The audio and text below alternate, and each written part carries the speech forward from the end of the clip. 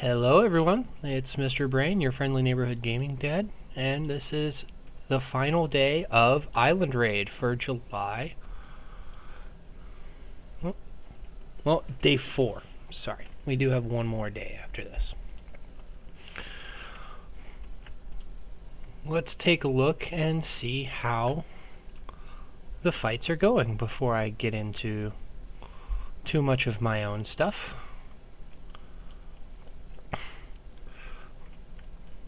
Mob is still back at our own base. Most of us have just kind of left to go back to our region to lick our wounds for the next island. BTW has still controlled this entire island, as expected. And while I would have loved to have been able to fight with Fox and Fine and Too Hot against BTW, it just was not in the cards for us. But with that being the case, we have BTW that will take the level 8 space when it opens up in 22 hours. That will leave X-War in second place with 2 6s and a 7, I believe. Hot 9 also has 2 6s and a 7, but I believe they took theirs before Hot 9 took theirs. Now, BTW could push against Fox or Fine and try and give those points to one of their other teammates, but first, second, and third, pretty well established at this point. Let's go check out Island Region 1.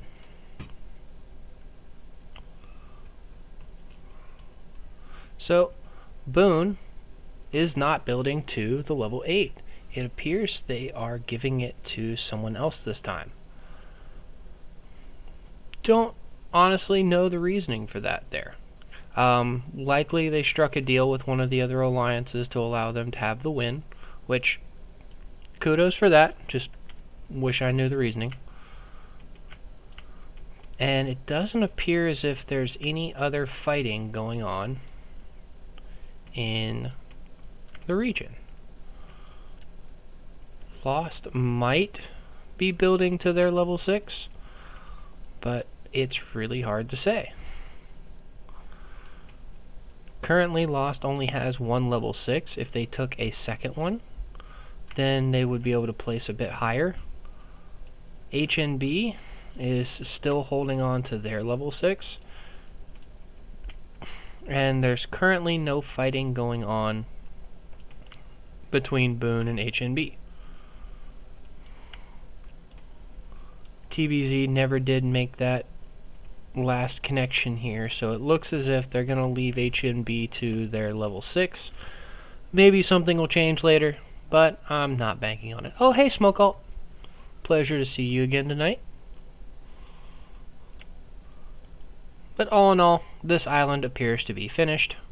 It's just a matter of who's actually going to take the level 8, and considering there's 2 people touching it, it's likely a deal for someone to take the first capture rewards and the other one to actually get the win. Now, on to G2.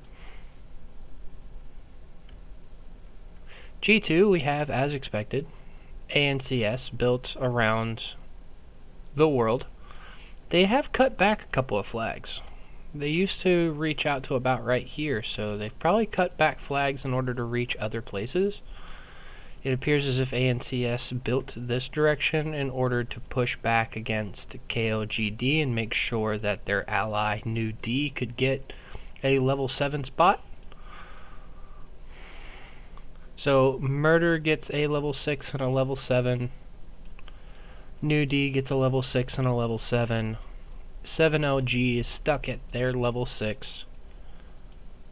It's hard to say if something is going to happen here or not. because Fox 3 did go ahead and build all the way around. But considering there's no fighting going on, there's probably some deals made there, and the fighting will be pretty much non-existent in G2 as well. Like I said in one of my previous streams, especially in the high up regions, island raid is determined in the first couple of days. By then, most people have already fought through all of their troops, and if they're going to be able to keep fighting, then they didn't leave everything out on the floor the first time, and they've probably already lost. Okay, so we have HAO, who has helped DHX keep KNQS there in their own corner, and between DHX and HAO, it's looking like it's going to be another one of those first capture versus finishing rewards kind of thing. Because we have a level 6 and a level 7, 2 level 6s and a level 7. So currently DHX is in the lead. HSU has 6 and 7. Joker has 2 6s and a 7. So it's going to come... Personally, I see HAO taking the first capture rewards for this one, and then giving it up to DHX. That way HAO gets, I believe, 3rd place, while still getting capture rewards. Which, honestly, not a bad way to go. But G4 appears to be finished. Map. Not G6, I wanted to see G8 with DBN. And our sister alliance has pushed out all competition from around the level 8. They are currently connected to the level 7 here, but they're not fighting for it. They might in the near future, but considering the amount of fighting they enjoy doing, if they haven't taken it already, they probably won't. So, G3R is pushing down to BGM. Will they try and take their level 6? Who knows? They may just be making a wall. There's that staggered build thing again. I don't know if this is just to try and prevent your enemy from being able to get around your line, and to make it so that just breaking one flag doesn't break your whole line. But, I don't know.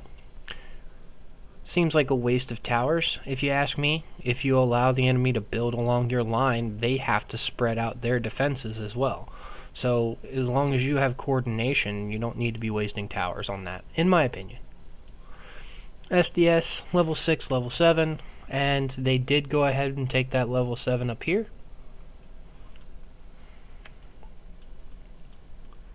I don't know what you mean by that.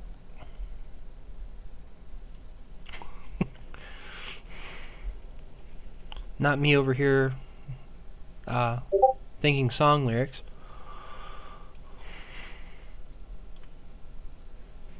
Level 6 for Prey, level 6, level 7 for R4W. DBN is definitely taking the level 8 because they gave up their 7.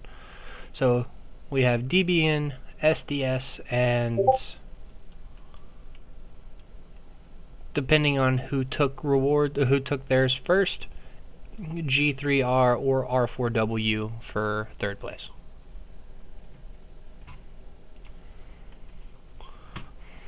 Now, there were a couple of islands that I wanted to see for myself, and a couple I was asked to check. So, mine first. I want to check on this again and see how well they pushed them back. It appears they didn't get the full push out of it yesterday,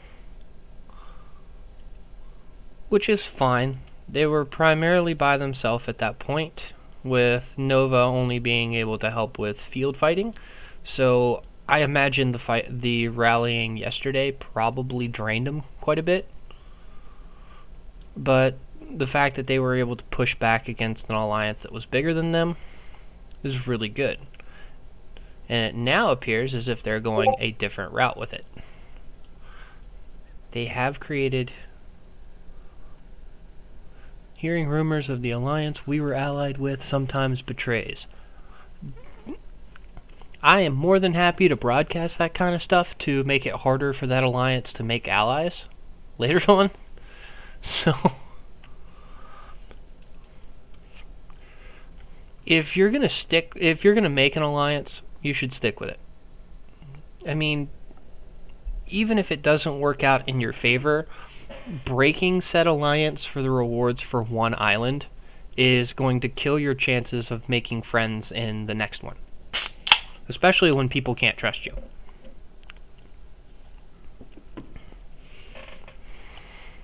The bigger alliances, such as HNB, ANCS, Boone, BTW, they're going to succeed in these larger islands because they don't completely push everyone out. As powerful as they are, they could probably betray anyone they wanted to and still come out fairly well in their islands, but it doesn't benefit them to do that. Like, if Boone decided to betray their allies and then just take that level 8 for their first place, yeah, they would get it, and there would be no one that could stop them. But if you think for a second their next island wouldn't be them being put back to their helipad for that kind of crap, you would be mistaken. But it does look as if PTMM, Puta Madres, is building up to the level 6, so they may be just trying to cut off this area anyway. You have FCA building down to Nova. I don't know if there's going to be any fighting from that. Mort has been pushed all the way back past their 7, and Got You appears to be assisting? Oh no, they're just fighting zombies right now. So, Got You did eventually help out, and the betrayers got screwed.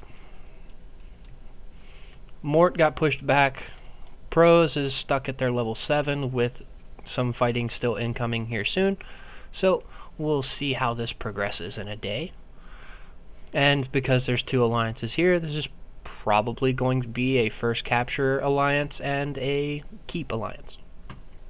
We shall see. Okay, we're about 13 minutes in. The streaming should start. The notice that I'm streaming should pop in soon. Now, gonna take a look at region 60, I believe. No, it wasn't 60. Where was it? Oh yeah, 73 had HWA that we were looking at last night. And HWA has connected territory with SPRC, and there is currently no fighting. Considering they aren't particularly worried about this flag, I would assume that they're just touching territory to make sure no one else can get in here. With 2 alliances around the level 8, same deal. One's going to take, one's going to keep, and with the dispersal of points here, if Rost doesn't take anything, then it appears as if they will still get first and second, depending on when they took the 6 and 7, because that is the great tiebreaker. If you have the same amount of points, when you got your last points is what counts. So yeah, it appears as if this is SPRC, HWA, and Rost, with RI6 as well, all currently tied at a 6 and a 7. Okay. Now, let me check my records to see what other G's I was asked to check. G17. I was asked to check out G17. Let's go take a look. I haven't looked at this one yet. It was... well, who were they asked me to check? S89? Oh, I clicked away from the map. How dare I? S89. Up here in the top right-hand corner.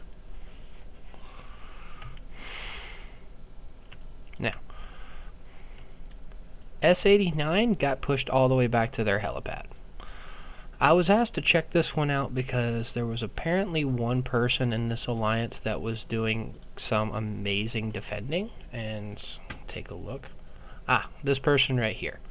As you can see, this person is a bit overpowered for this island, but it's likely due to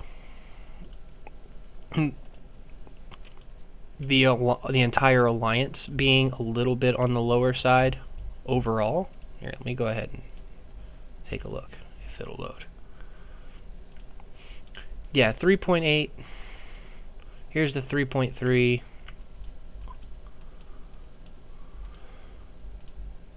.6, so a little bit underpowered there. 3.1. So even with that one person at over 100, yeah, you've got a couple people higher. See, this is more spread out power. Tends to do a little bit better. 3.5 got pushed all the way back, but it doesn't look as if they have any truly high power players. They just have a lot of them.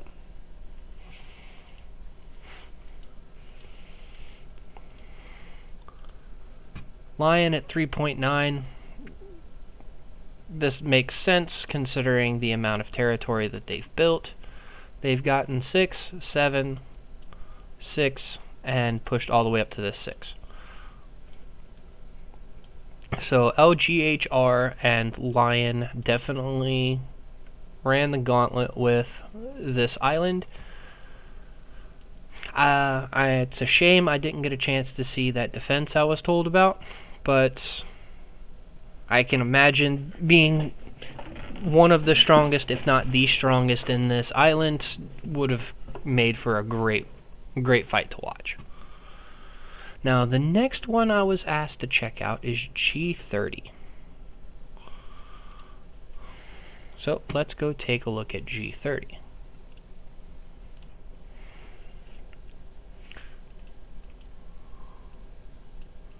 Scrolled on past it. G30 appears to have mid-40s and a couple of 50s, 136. Oh, it's Aqua and Burn. I've seen them. One in 3D has taken a 6 and a 7 and has built nothing else. Likely because they were taking so much time defending against IXR. You kind of stop building after that. Agua has built to their 6, their 7, but they haven't built anything else.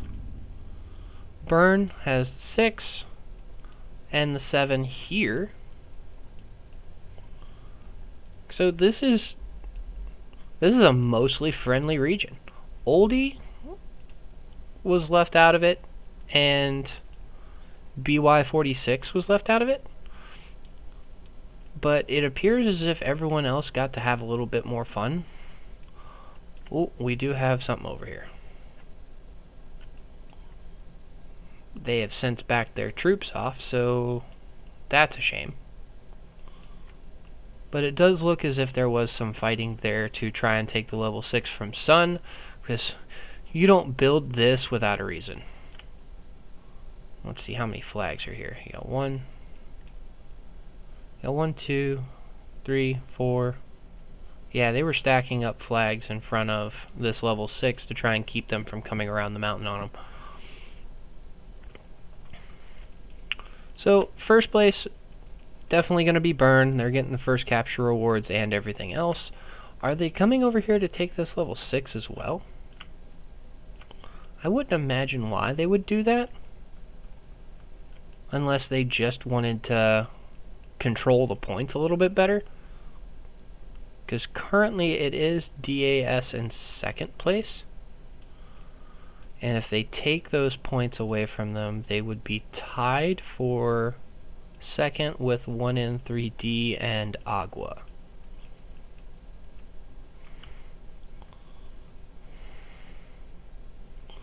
So I don't understand why you would want to take those points away, because they would still be second. They would just have the same amount of points as the others. It wouldn't change anything unless you took the level 7 from them. But anyways, was there one other one that I was asked to check? I will go ahead and publish that.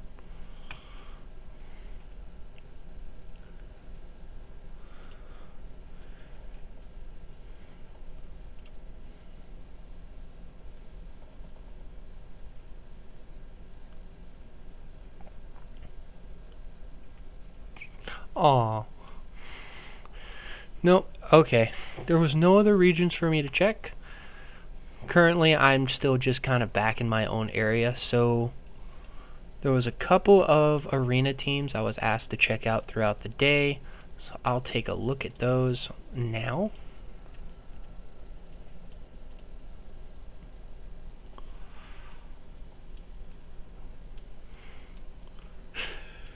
Oops.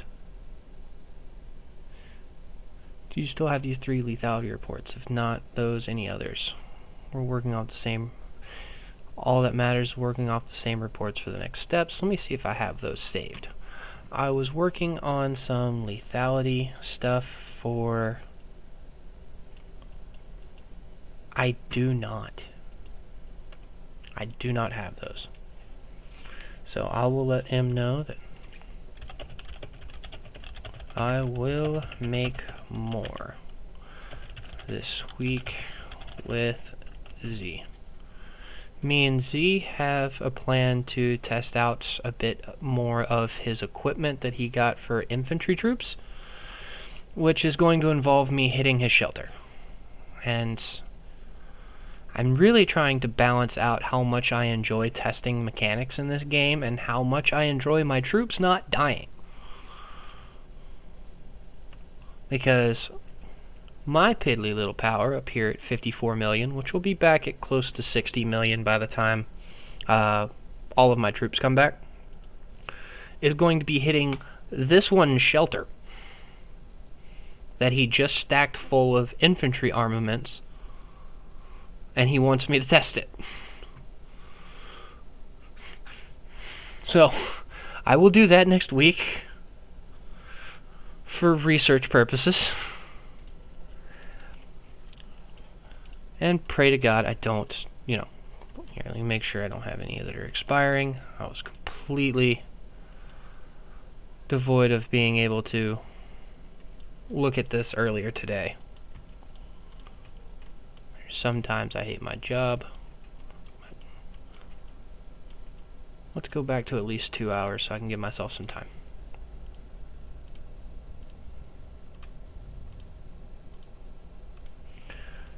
But Z has a stack of armaments that he wants to see what the difference is between a clean Thunder and a fully equipped Thunder. I'll hit his shelter for about 20 to 30 seconds, get a few skills off, and deal. Z has new... He wants to test anyway. But he has stacks of garrison skill damage, garrison basic attack, squad attacks, increased lethality and block for infantry troops, that kind of thing. So.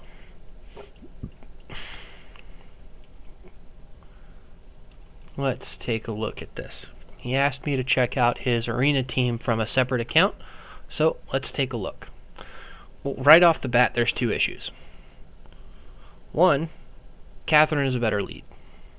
Cynthia is fast, but Catherine is the better lead for damage, and seeing this one's damage be lower than a Martin Peter, granted, he obviously put Martin Peter in the back, but with Catherine and Cynthia out front, with Catherine leading and having access to that skill tree, definitely beneficial there. Martin also should not be leading. We could actually split his team up and get rid of Peter and maybe Jaden as well. But I see why they wanted to have Jaden. Let's take a look at the stats here. Ryder. This is a heavily Ryder-focused player, and I want to make sure I incorporate that into the team as much as possible. So, Ryder Squad attack, Ryder Squad defense, and Ryder Squad HPs. That harder one to come by. So, we want to minimize the amount of ranged teams used as much as possible. Get 2 solid Ryder teams on the field. And considering this is a lower spending player in our alliance, it's likely going to mean I have to pull out Freya. So, let's see. The easiest answer here would be, the easy one for high power would be to put Bella with Catherine. But that puts Cynthia with Freya, which is lackluster at best. So what we can do to have 2 fairly strong units is to put Bella with Freya, as most of us have all of our epic commanders maxed out, or awakened at least. So if we put Bella with Freya, that defense debuff will still work. Freya's buffs will still impact Bella's damage, increasing Ryder Squad attack, having the additional squad capacity. And I honestly haven't tested to see if this works in Arena, especially if you have like a gap between when you're hitting one person and going to hit the next one, which with a backline commander you should be doing. Not that 1500 heal factor is a lot, but I'm just kind of curious if it works, you know? And then you've got the AoE damage here with the reduction in travel speed, which will come into play later when I'm discussing one of the other units. So, back into this. We put Bella with Freya and Catherine leading Cynthia. We have 2 solid backline riders that should be on the backline. One of them is going to have to be on the outside, because I really like this Akemi Lewis situation. I'm curious how well their Lee is skilled, and I will ask that question. But if we have Lee, we can replace Akemi here with Lewis. Oh, sorry, if we can replace Akemi with Lee, Lee Lewis will give us that huge debuff and great damage from these 2 units as a whole. I do want to bring Alex into the mix, just to increase the survivability of the riders and boost the damage of the ranged. So let's take Rigoro Alex, remove Peter entirely, and put Tom with Martin. So let's go ahead and say that. I will quote this one so that he knows which one I'm talking about. Rigoro Alex, Tom Martin, Catherine, Cynthia, Bella, Freya, and Kemi/Lee and Lewis, depending on how well Lee is skilled.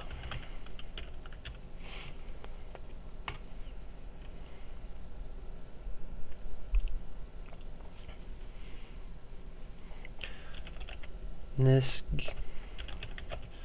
gives your rider focus 2 solid units to work with, and puts Alex and Lee on the field to help keep up with stronger players. Just to make sure nothing else changed between the other two, he did attack the same person 3 times. But it doesn't appear that these are different reports. He just sent the same report multiple times. I think he might have been confused as to how the sharing function works, because there's a share button that pops up right here whenever you're looking at Arena, and you can send it to your alliance or to an individual, and they're able to see this whole report. Honestly, if you want assistance in me analyzing your team, you can just send me one of these reports in game, and I can adjust the team you already have to get the most use of it, and then I can ask questions about what else you may have. Yeah, I get wanting to have the increased squad capacity from Peter, but if it doesn't help make the unit tanky enough to be used as a frontline character. You only have one solid frontline unit right now, and it's going to cause problems against anyone else that's your power. Akemi was maxed, we know that. Lewis being 5111 is going to be okay. However, with a rider-focused person, damn. I do wonder if they'll add any more AoE rider commanders. It'll be interesting to see if they do. In that case, you would definitely want to invest in that, regardless of what it ends up being.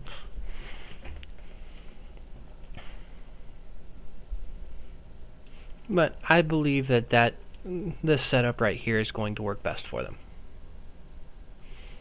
One other person asked. Oh, this person just asked me to take a look at their fights. Okay. We've got BY46 on a... this is the one that asked me to check out his region. Jin Peter running a rally against Thunder Peterson. This is likely due to them not... let's see, how long did the fight last? 20 minutes, and was consistently swarmed, but they kept it reinforced. They did not keep theirs reinforced. And you can see the amount of healing that a Thunder Tom does. Look at the amount of lightly wounded and the amount that were healed from it. Running a Tom Thunder makes it hard to reinforce, because he's constantly healing anyone that's getting hurt, and unless they get heavily wounded or die, you're going to have to... it's going to be healed off, so you're only able to reinforce with what is definitively lost. Now, I've been wanting to see if there's a way to kind of cheese that, because if you keep units that are near dead in the tower, the lightly wounded stay with it, even though they're not currently in the fight. And I have seen instances where the total amount of troops in a tower is higher than the 1.5 million cap for this particular pair, and that leads me to believe that you can actually overheal to above those troops.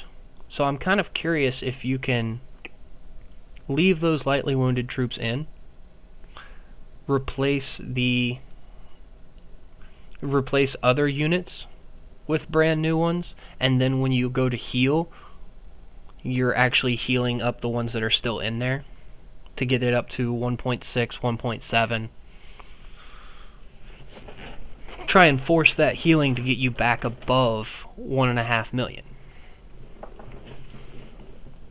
And you can see with Jin's solid buffs on himself, swarming it is not a good idea.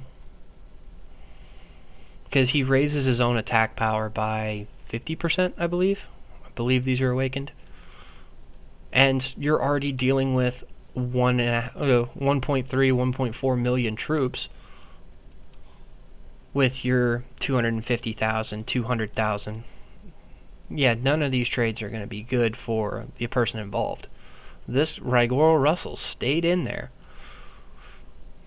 and is now going to have to heal 66,000 troops. But all in all, this was a good rally for Burn against BY-46. And I think BY-46 would have probably done a lot better if they were just reinforcing the tower as opposed to trying to swarm.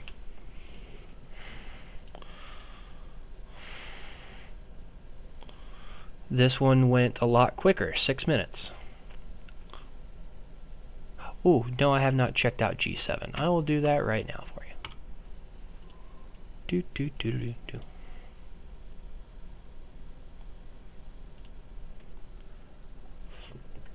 Okay. Oh. Okay. This looks chaotic. Thank you for telling me. That's a lot. Okay, let's take a look. TLS has built straight to the level 8 and is... yeah. It looks like there's a lot going on. But is... okay. Chev is currently waiting on a rally from likely Thick One here to launch at a well set up field control situation. But that honestly feels dumb when you could have just double rallied this one. Well, they've stacked towers so well in here, you need to get through to the middle anyway. You have the opportunity to double rally. Take it.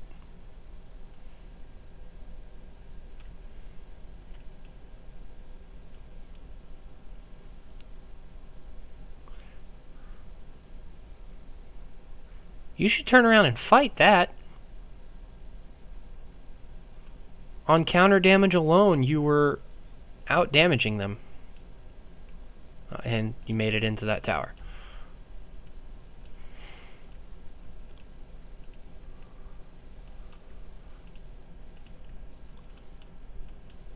Is a rally actually incoming? I hope one is. I want to see some fighting this late in the game. Something we don't get to see. But it does appear as if these alliances are not friendly. So, is TLS going to be fighting against the rest of the region for the next 2 days?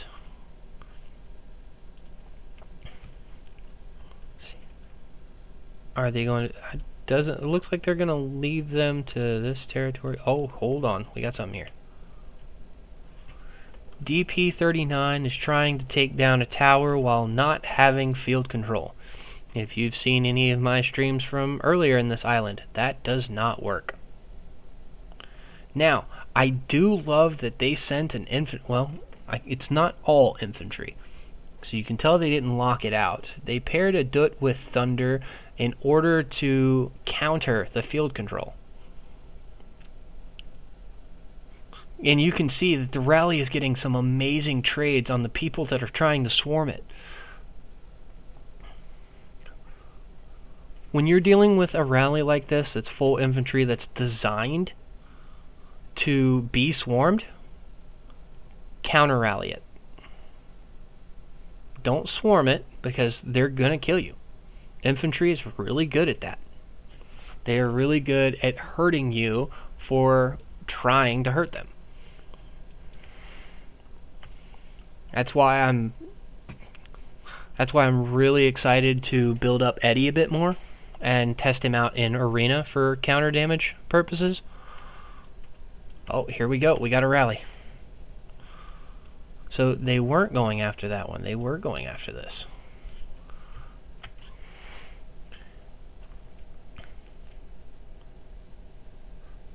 running a Lewis, but it's not an awakened Lewis. Oh, no, there it is. There, okay, it is. You can tell if Lewis is awakened on the field by the AoE of Lewis's skill. If he's awakened, it'll be a circle around him. If not, it's just a 90-degree fan in front of him. And you can actually use that to your advantage. If they do not have an awakened Lewis, it means they're missing out on about 2,000 damage factor of skill damage, and you can hit them from behind with no fear. Other than, you're hitting a tower. Something to think about. 42 MP appears to have so much territory touching them. I can't tell if they're allied with TLS or not, because they're not making any moves against them. If they were making any moves right now, they would basically have to give up these towers in order to defend these. And they should, because losing these towers means nothing.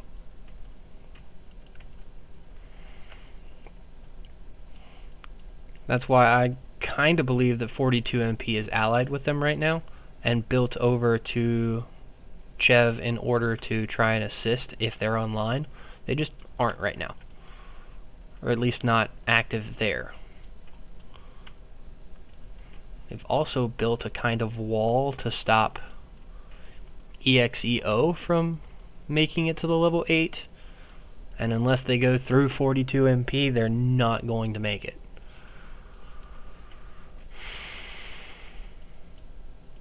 Oh, he did want the smoke.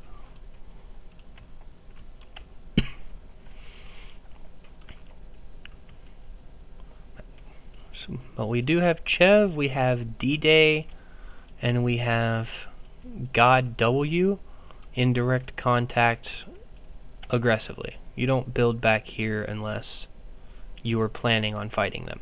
They just currently aren't.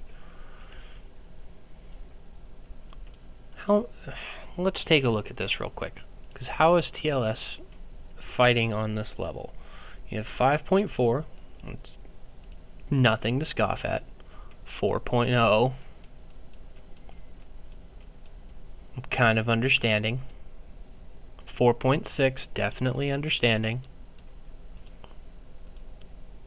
3.8, okay. I see why they're able to do what they're doing. They don't belong here.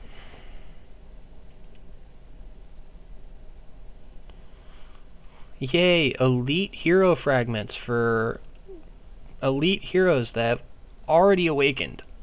I've awakened all of them. SOS, I don't know what they're doing. Are they fighting over here? It's hard to say. Doesn't appear like they are.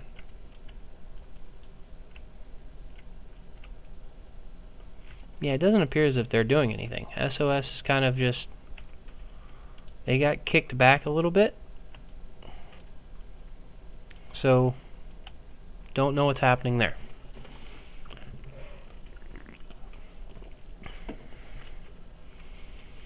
I don't think any one of these alliances is going to be able to do anything about them by themselves. Oh, D-Day is planning something. And they've got a couple people capable of running a rally.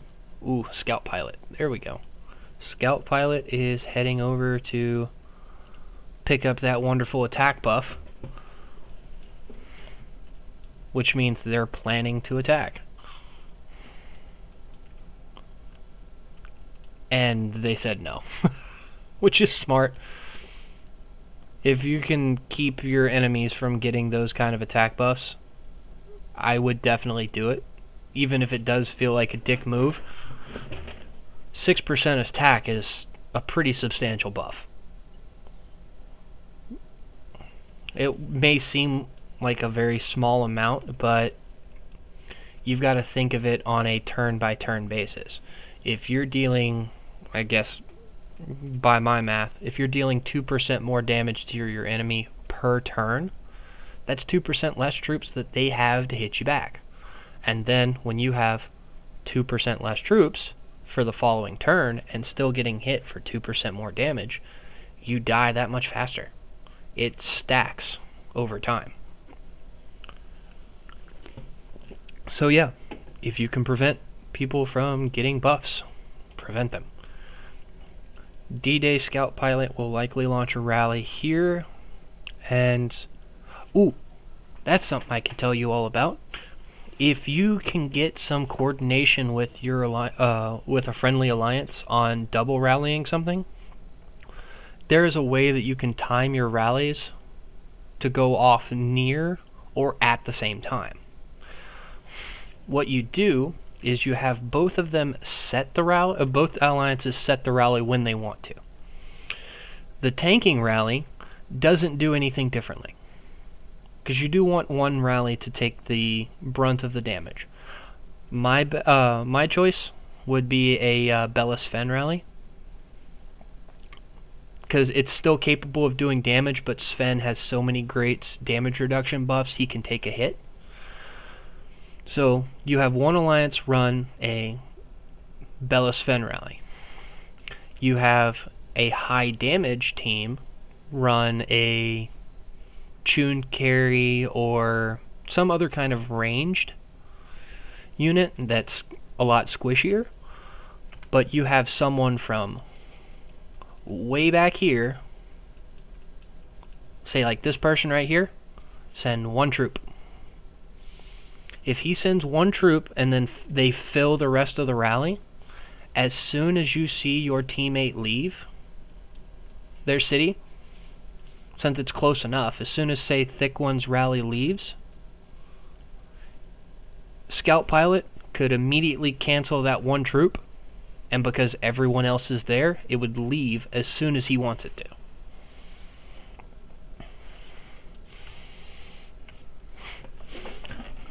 So we have a Gen Peter rally. If they keep it full, it might do well. You didn't get there fast enough. Oh, hey. Sorry, I can't help but laugh at this name.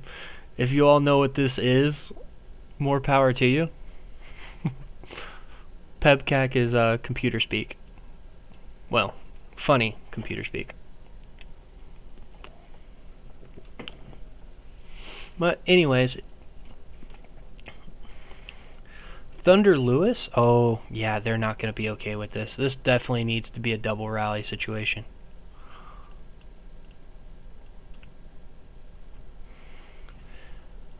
Now, Buck Wild is getting a little bit too Buck Wild. The problem with having multiple alliances do field control is there's less control over who you're hitting. So you have to be careful that you're not hitting your allies here.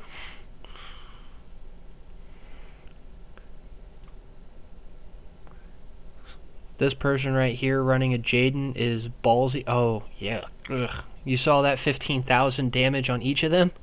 That's dead troops. That is a lot of... and I think that Jaden is still too close. I'm going to watch here in a second.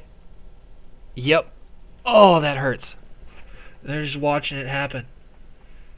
I would be willing to bet that's about 2,000 dead troops a hit. And he just realized it. Even if you're not making direct contact with the tower, if the tower is hitting you in any way, you're losing troops. And Buck Wild just realized, oh, don't hit each other.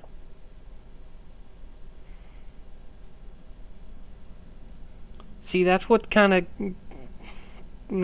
chaos can happen if you're not careful. The trades have flipped. Oh, and they flip back. With Gen Peter, you're not doing as much skill damage as a... Actually, you could be doing as much skill damage as a Lewis. Yeah. Oh, I can imagine. I try not to do any fighting on mobile unless I have to. Like, my work will like they start doing a fight or a garrison while I'm at work or something, and I have to take my lunch break, air quotes.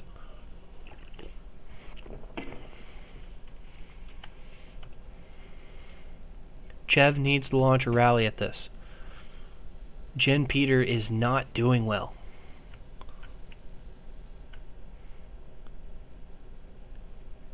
Thunder is just healing off every bit of damage he's doing. Peter isn't giving enough skill damage, and Jin isn't doing any healing.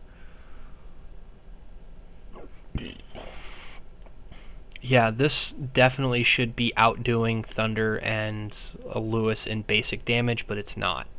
And as soon as I would have seen that, I would have backed off.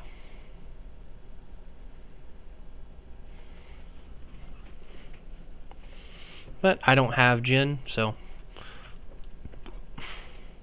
Are they doing anything here down south to help?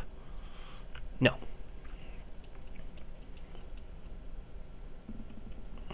You're heading to a tower for some reason. Is there any part of this you wanted me to look at for any particular reason? Or you just know there was stuff going on here?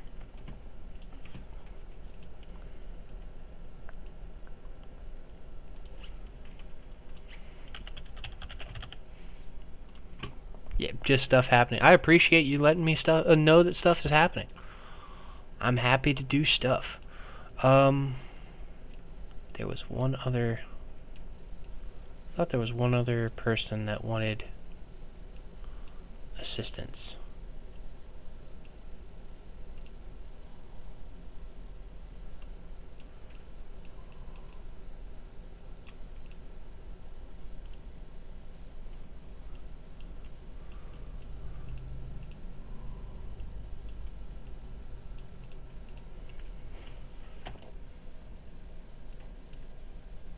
Oh, this person said they were solo swarming a tower.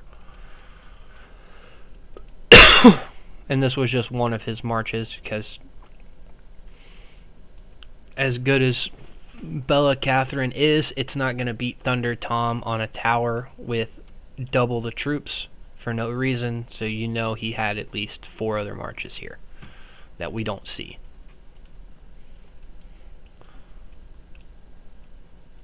Anyways, back to the rally. Watching this rally die. This is painful. It really is. Is Buckwild sitting there getting hit? He's not. How is he outside of the range of... They haven't lost any troops. You can tell by the Thunder that's still sitting in there that they haven't lost any troops. And you have a person in there that's fairly well built for infantry. They definitely have better parts than I do. Yeah, gold parts, man. I can get red gear. I can't get the parts. I don't have that kind of money. And the parts make a difference, because blue is 5%, purple is 7%. That person had gold. So I can get the 24% squad buff, which is... Sorry, this one. I believe they were sitting on... Which is 7% higher. But... if I can't get the parts on everything else, that person beats me. No, if I was also running T6, of course. They're reinforcing this with everything, just to watch it die. It's crazy.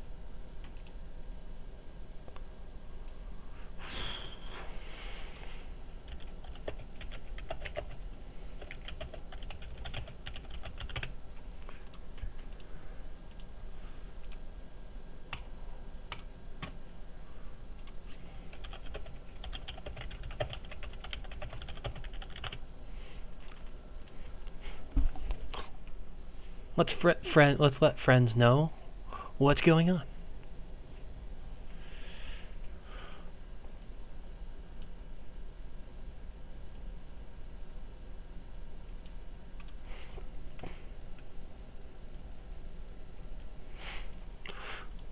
Nope, not gonna make those kind of jokes. Why did you need to scout that? If you're in that tower, you can see exactly who's fighting you. It pops up as a nice little button in the bottom right.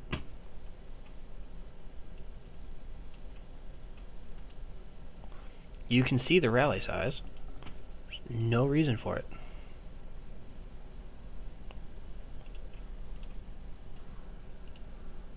Anyways. TLS coming in, popping between. I would have just hopped in there, but okay. It's not like this is losing any troops right now, and you're not going to be able to get in because it's full.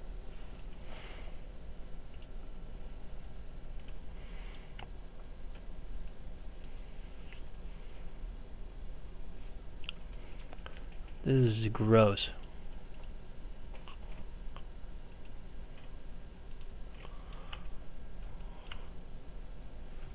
You have Chev over here actually with a solid rally. This is a good rally. At least it's doing well. I don't like that Thunder is with it, but but hey, it works. Right? Like, they're outdoing them in basic damage most of the time. Carrie's skill is lining up with Thunder's to weaken the healing for at least a couple of those rounds.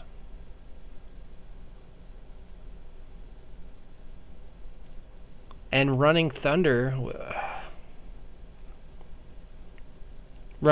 means you don't have a lot of rage generation, which is maximizing Carrie's damage. He's got one of those weird skills that actually does better if you're not using your skill all that often. Here, I'll go ahead and pull it up. I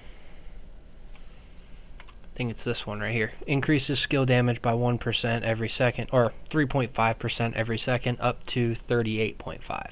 It's currently the highest skill damage buff you can get. And it's after the assistant unleashes a rage skill. So if your skill cycle is about 6 or 7 seconds, then in 7 you're going to max out at 7 or 8 seconds, which again 3.5 times 7 is still 24% and change. 24% and change. So it's still a decent buff, but I feel like they made this, which kind of locked him into being with Chun, just because Chun also has this higher rage requirement. So Chun with her massive damage factor, Carrie with his solid damage factor plus the healing debuff, 13-2 with a... Since they don't make a lot of rage themselves, it would go off every about 10 to 11 seconds.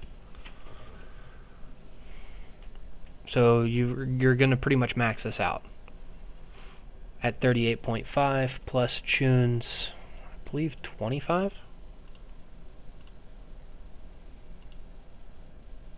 Increases skill when leading range, not only increases skill damage by 25%. So yeah, over 50% increase in skill damage.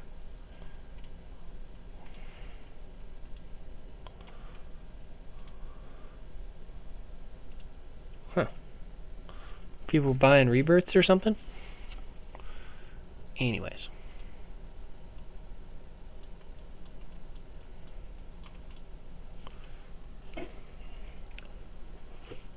Thank God it stopped. And they had to stop because they were able to get reinforcements in this tower.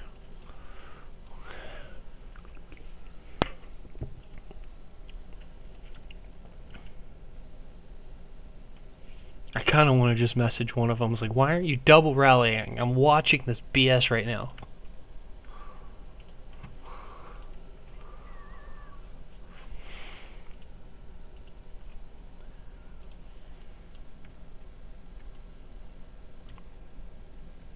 Honestly, they could leave that flag alone. Let that one die. It doesn't really hurt anything. If anything, it would split up their infantry back here to where you could rally them or rally back here. Because they have to keep both of these full right now.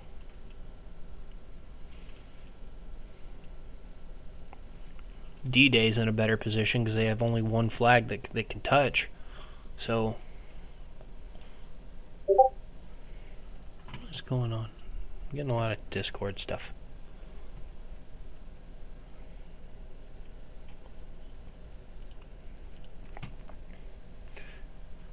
Actually, let me load up the Island Raid one, see if there's anybody that wants their stuff checked out.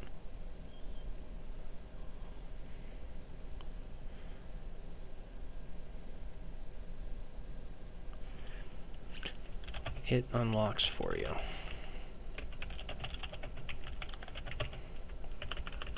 A certain age. Oh well. Let's go take a look at my own daily stuff. Why did I hit challenge? I've done everything. I'll go through, get all of that. Why'd I buy that? That was stupid. Anyways.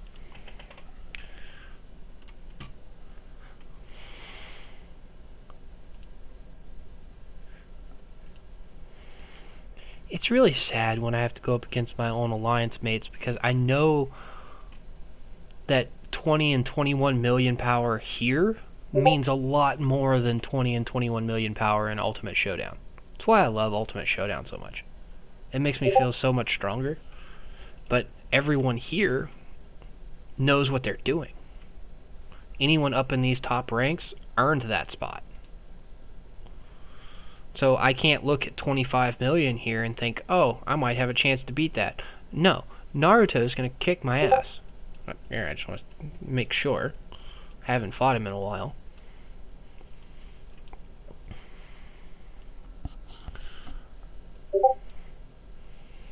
But the way he has it set up, if you try to bring bait over here, Bella will kill you. And Adut is paired with Thunder right now. So it's going to be tanky enough for Chun to do enough damage for that whole side to be weakened before I can make it over to fighting Lee Lewis and Charlie Alex. Oh, it's an Adut Tom. Let's see, my Thunder Raigoro is falling faster than Adut Tom. It's like, I know he's just better built than me. And that Lee Lewis is in a great position where it is. I like to think I had a hand in making this happen. But I know that's probably not the case.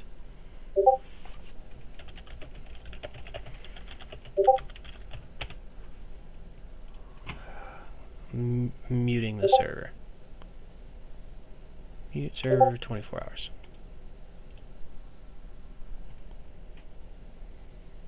Muted. So that's where it was coming from. No.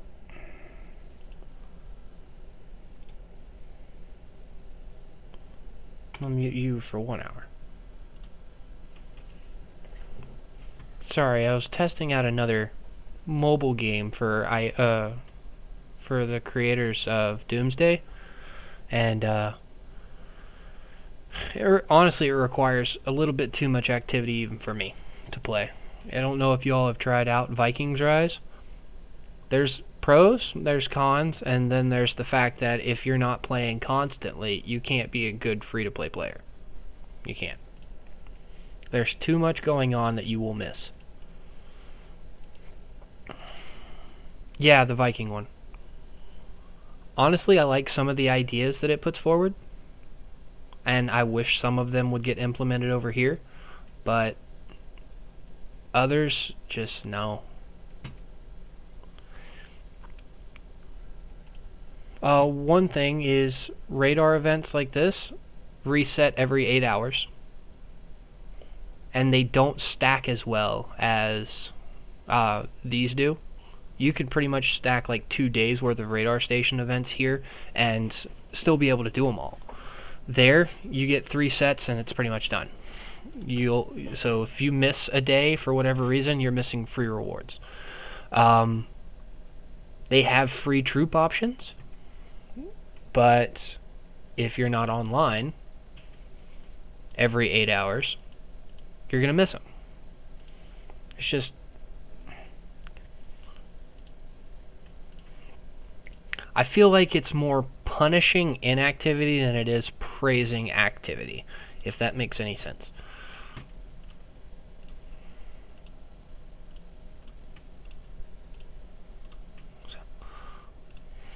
Oh, is it Water War today? I hate this event.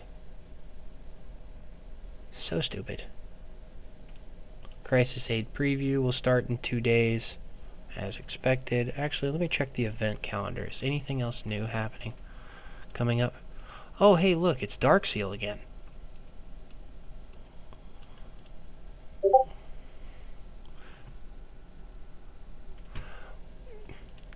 Well,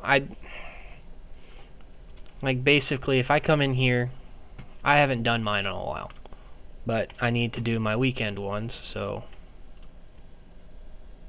I'll send you up. Well, go fight while I head back in. But I can sit here and do these, and when they're completed, new ones pop up. About equivalent to a day and a half's worth, because I didn't get a chance to do them yesterday.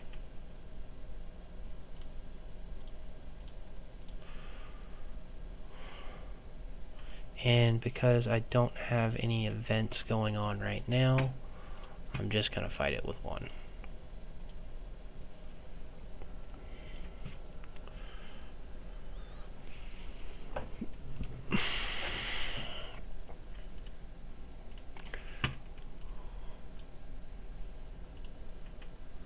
If I was concerned about stamina, I would care.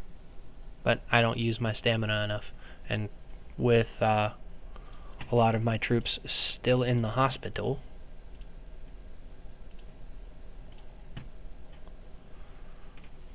empty. I wake up 12 hours. So let's get a 15-hour healing going.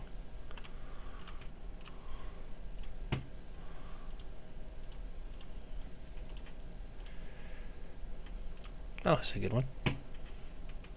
Get free stuff.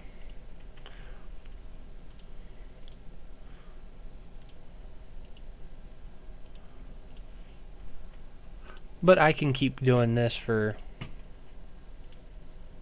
a few minutes, and they'll keep coming back until I've caught up on all the ones I didn't do yesterday.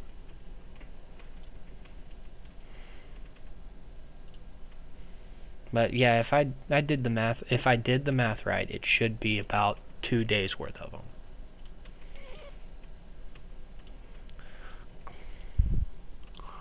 Collect my daily stuff while I'm waiting. I did go ahead and buy this because I wanted the additional gems for Top Commander to build more of this stupid battle center.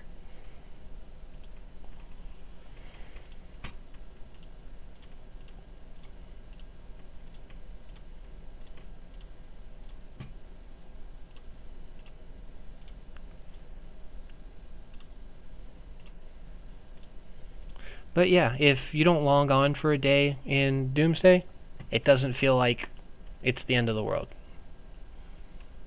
It doesn't feel like you're missing out on a lot of stuff.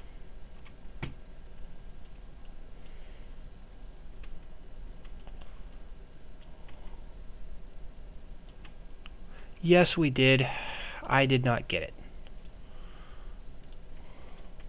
I was sad about it, but we're all the way down here.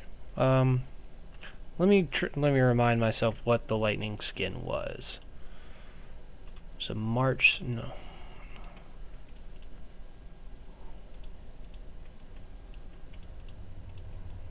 Yeah, it was a Rider Squad skin anyway, so I wasn't concerned about it. It was a while ago now. At least it feels like it was. We had a, between then and now, we had a roulette for a city skin.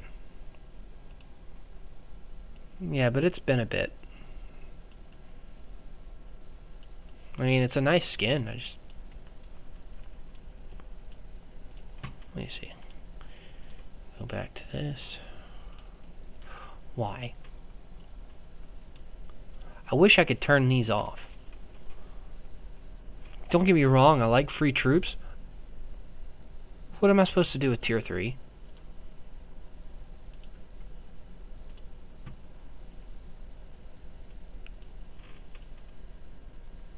Nope.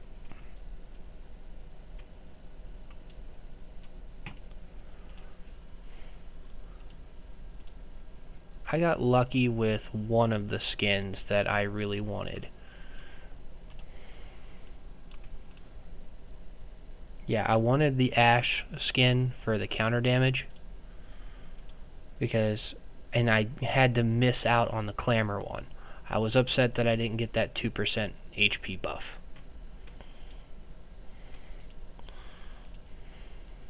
But there is a limit to the amount of buffs you can get anyway. It's just not something I'm going to reach anytime soon. Wish I had that infantry squad HP right now.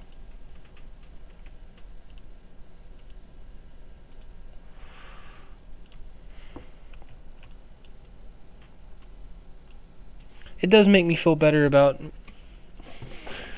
the spenders having a cap on the amount of buffs that they can get from all of those skins they're getting.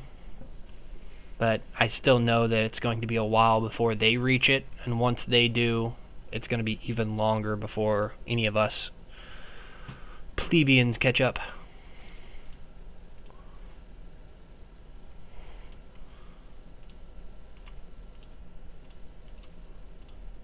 And I'm caught up.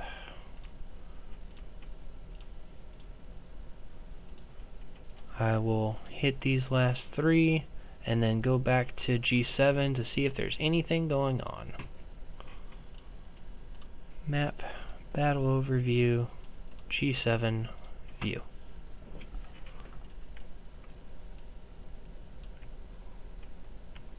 They are not rallying anymore, which is probably smart. Where are you going?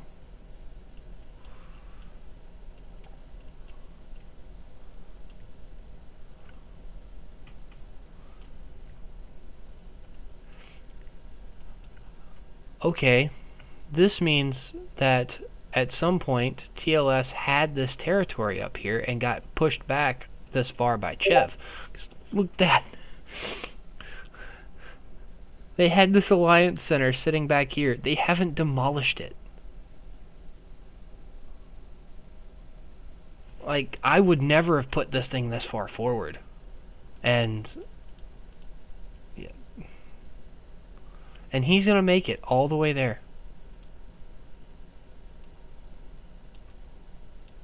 I will copy that and see what you had to show me, Asarius. I swear to God, if I get rickrolled, I'm gonna hurt you.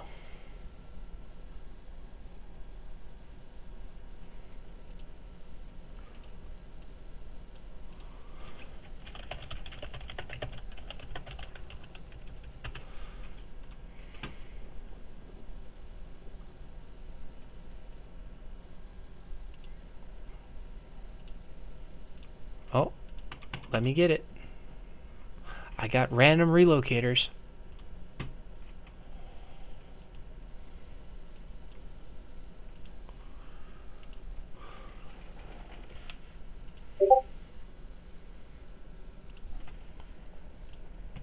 Oh, I have been mentioned. What is going on?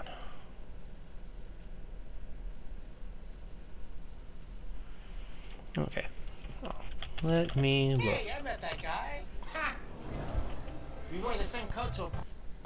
Oh, you friggin' Backstreet Boys song.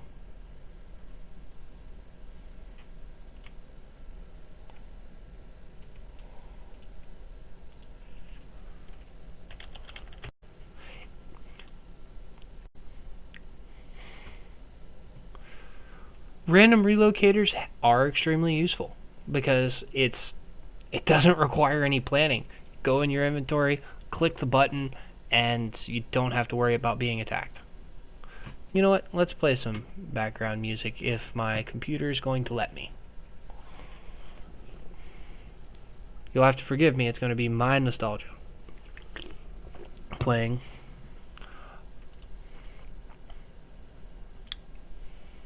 Oh, and I will go ahead and say that I agreed that I would only stream for 4 days for Island Raid. Between this week and for Island Raid and next week, I'm going to be streaming Baldur's Gate 3 when it comes out. I didn't want to take too much time away from my family, and I'm already streaming for 2.5, 3 hours after my kids go to bed, so I don't want to take too much time away from them. So, oh, Darkseal?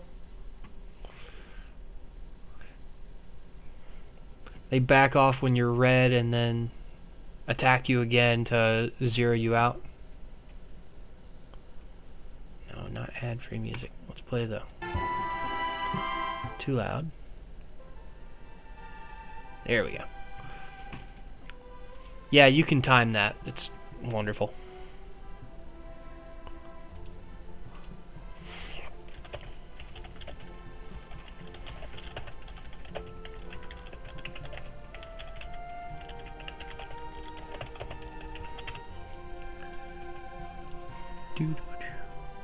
Okay. Damn it, I didn't want to leave the island, but let's go check out some other ones while we're here. No. Yep. Arkham, and I don't know why they haven't touched yet. Maybe there's a reason for that. But it looks like Arkham is going to get the level 8.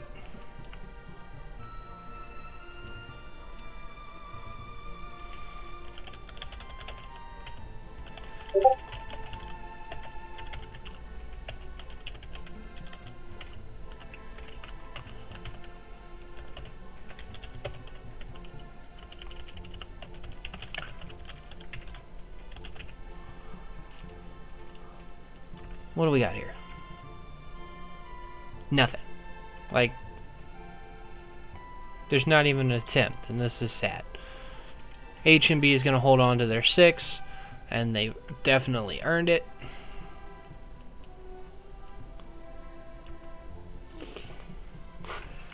Some people still use this tactic to make sure that you can't build or teleport in anywhere, and making it hard to move your troops around. They'll use a bunch of those Russell's event items. I think I still have hundreds of them. Yeah. They'll summon a bunch of these until there's no space. Oh, I got a bag. Is there anyone in my team that does not have a bag?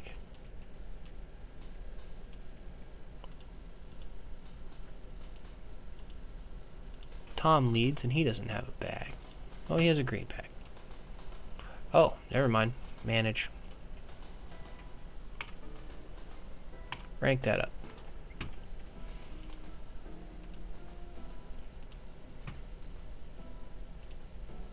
I care about.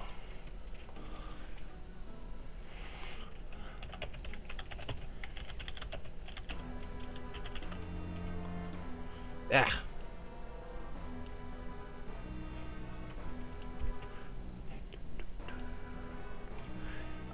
Oh, go ahead and collect all of this. Sorry there's not much going on today. If you know of any regions that have some activity going on, I'll be more than happy to give my commentary on it. But I'm going to make it with fully expanding it now. Yeah, TLS is set up. They're comfortable gathering, so doesn't look like they're going to move. And where did Sonic go?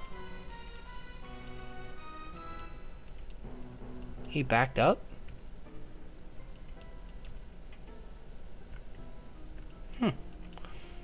Yeah, they're one of their biggest, I think it was their biggest player. Let me see. Yeah, Scout Pilot backed off, so they're not going to be launching a solid rally. Here's how to do it in a few easy steps. Sign up for a free trial at Shopify.com. That's how to advertise right there. Say you'll get rid of those stupid ads if I pay for you. Anyways. Yeah, it doesn't look like D-Day is going to send anything. I think Thick One is Chevalier's biggest member. Buckwild is strong, but they definitely want to have Thick One in there. They just don't have the members sitting here yet. I mean, I know there's not a lot of space on this side of the map, but if they could get a double rally on one of these towers. Oh, what do we got? Oh, Hot 9 over here killing farmers again.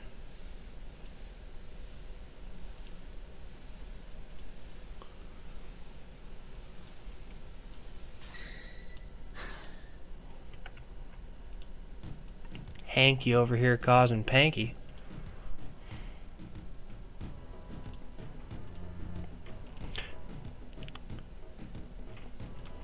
Let's see if there's any, if we can find something that's going on. Have we seen this region yet? I don't think we have. Well, it looks as if this is a... Yeah, RPG deserves to be higher. If RPG was in place of BTW right now, I think we would have had a lot more fun island for everyone involved.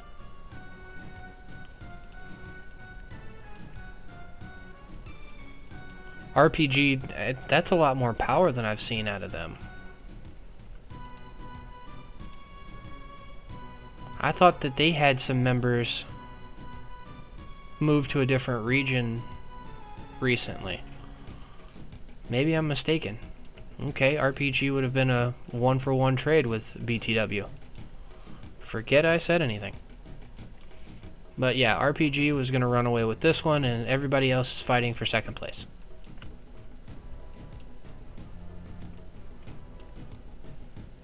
HNZ appears to be set up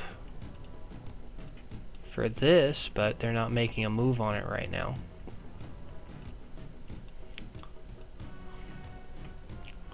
Rain's got a nice little farming location. NWO, nice little farming location. FX3 just took their 6 and said, nah, we're done. No, RPG was a runaway with this one as well. I honestly thought they had dropped some members. Maybe I was wrong. Like, don't get me wrong, I knew LeBron and them were powerful.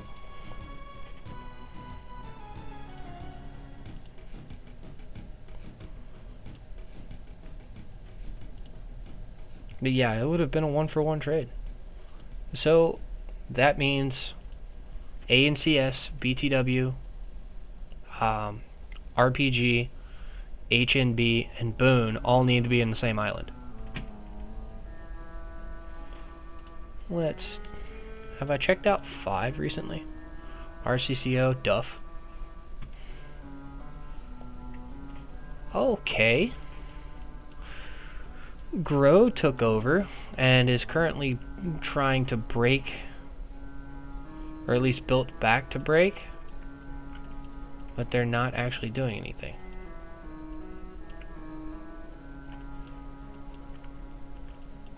A lot of touching, no actual fighting, so... Oh. Struck a deal. So... Looks as if SOTF gets to take second place. Grow takes first. RCCO... Where are you going? You're building around.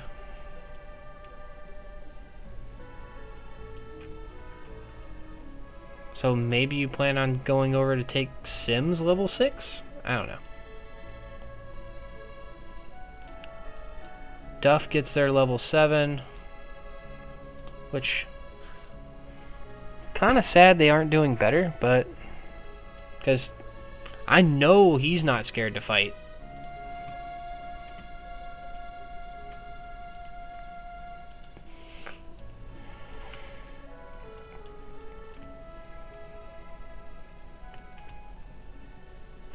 But Duff can't move against Sim, I guess. Damn, I should have been watching this one more often. Moving on down the list. 8 I've already looked at. Let's take a look at 9. Well, this was another runaway. ROK. Hey, this almost looks like RPGs. Anyways, Ace A said no to UID. You're not able to play today.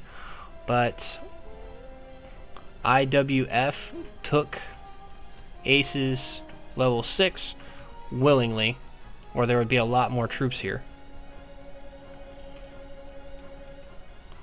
So you have IYF with a level 6 and a level 7, Core with 2 level 6s, Pair made it all the way up here only to not do anything. And I say that because Pair has one of the highest might players in the game right now. There's this guy. I imagine he's going to end up moving regions, but he's the only reason they're even up here. So if he's not online, they can just go around him. So I guess with just him being able to control an offense, it's probably not worth it to try.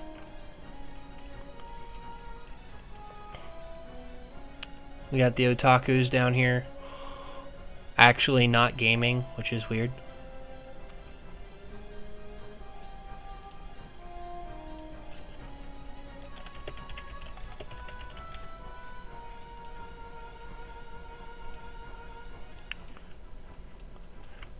But this was a very organized region, except for GOGT getting pushed back to there. The GOGT and UID being told they're not allowed to play.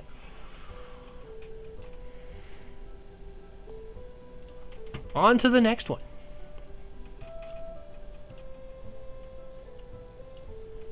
Is there any way I can turn that down just a little bit more?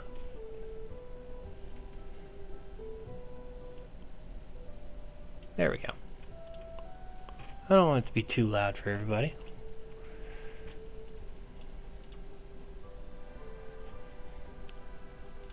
Here we are in G10. G10 still doesn't have anyone touching the level 8, but it looks to be for a good reason. BL46 really wanted this 7 all the way on this side of the map. And no one is fighting them for it. PXL has taken a 6, 7, and the 6 away from SR58, so likely allies here. There's currently no troops here, so likely not going to be any fighting there. Touching someone's helipad should be considered a crime, because you can't take the helipad, so it's just a slap in the face at that point. What we got?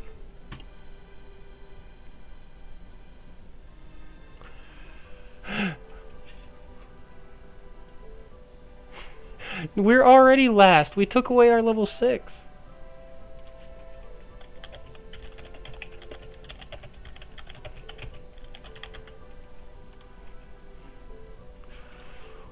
either.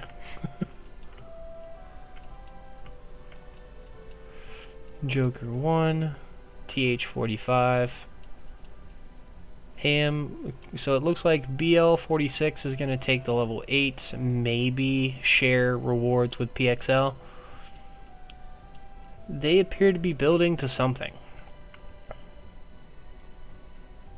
So maybe to come over here and take the 6.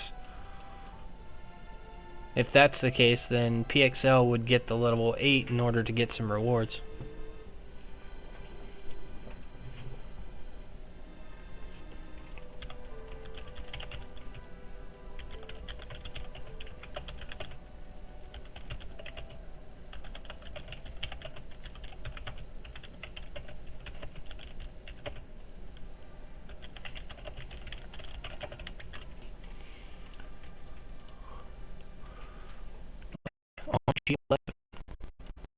If you have a region you want me to look at, just take a quick look at it, let me know. If you also would like your arena team looked at anytime in the next hour, here. Go ahead.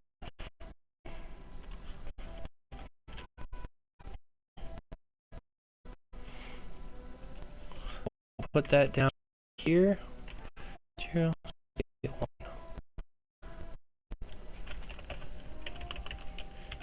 If you want your arena team looked at on stream, send me a report through that commander ID. I'll put that there for anyone that pops in. If you decide to friend me, I have plenty of space.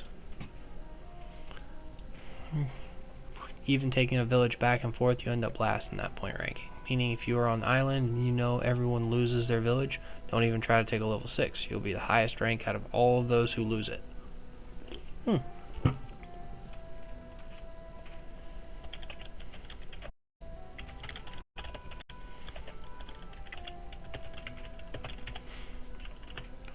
Learned something new today. Thank you.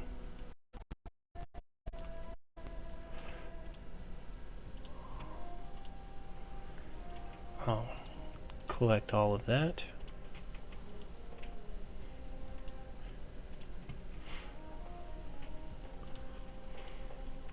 And let's continue on down the list. Map, battle overview. Did I look at 11 yet? I think I was about to and got sidetracked. I am neurodivergent, so that is normal. This is a lot. What we got going on here? Any actual fighting? A lot of reasons to say no homo, but no reasons to mean it right now.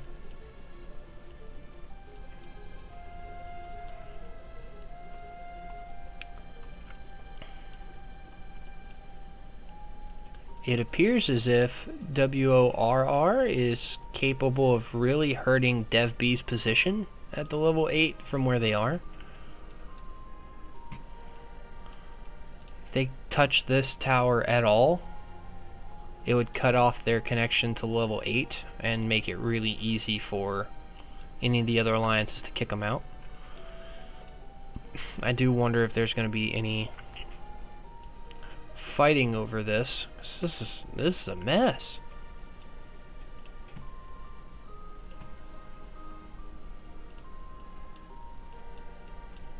Is there anything going on with this level 7? Oh, no, they're fighting. But no, there's not really actual fighting. They're just burning the towers away from the level 7 they just took.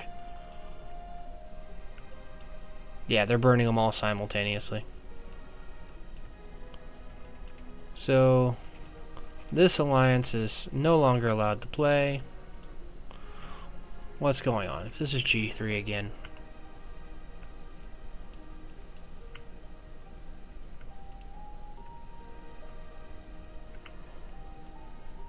Oh no. Cynthia Elena? So you think you know Wix? Do you really? First up, we've got shape Anyways. masks. You can use different shapes to create them. Close that. Stupid ads. Let me listen to my music. Oh no, it's loading. There it goes.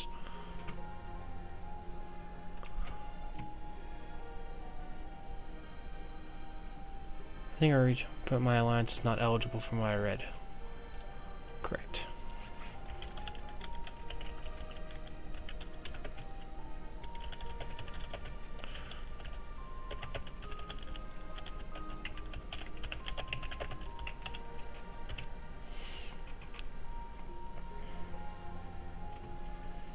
Okay, and I will go back in and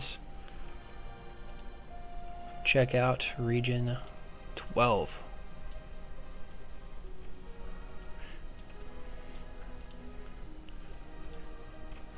Yeah, this is a game from back when I was like 6 or 7.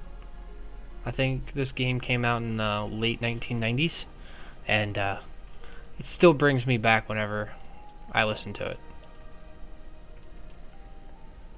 Arguably one of the best games ever made, especially for its time. So we have Mink, who's completely controlled the level 8 with absolutely no interference. HDHZ. Oh, we may have something here.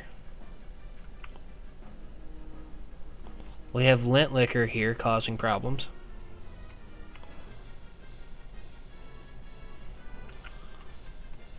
Mink is you.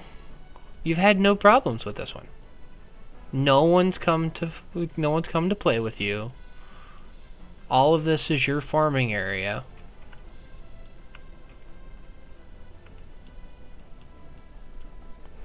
OXO's taken level 6 from DBFD. Why do I recognize that name?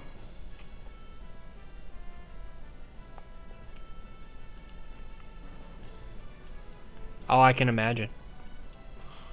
You probably made allies, and these people are just fighting over who's going to take second and third place.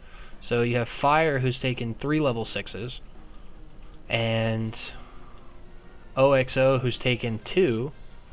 If they get to this level 7 from HDHZ, they would actually take second place.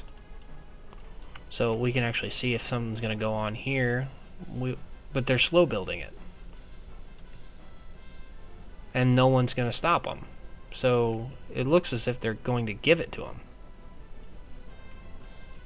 That means first Mink, second OXO, third Fire, fourth HDHZ when they come over here and build.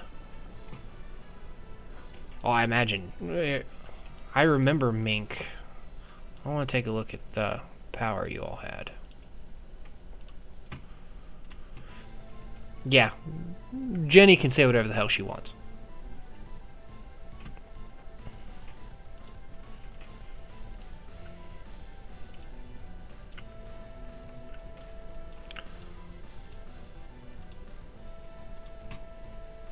Yeah, Fire doesn't really have anyone that said they have. It's sad when one person can say no. Be 700 million power weaker.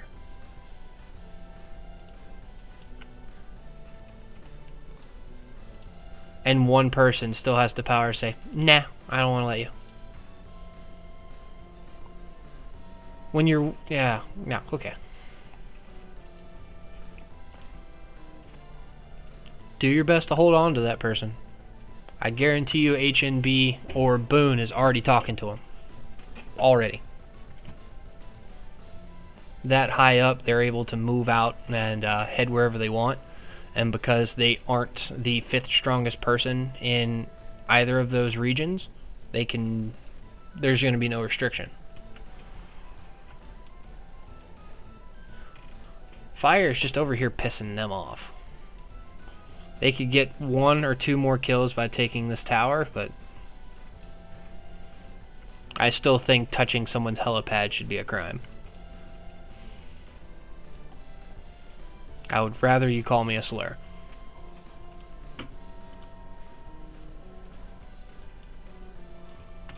13. Oh, we're back to 2 alliances touching the level 8. And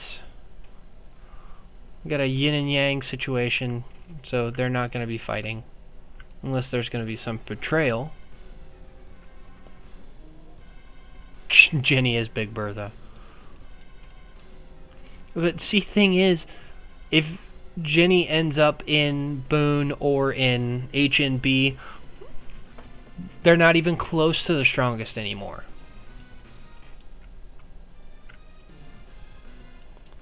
The longer you can keep them in your alliance, the more they're going to be willing to fight.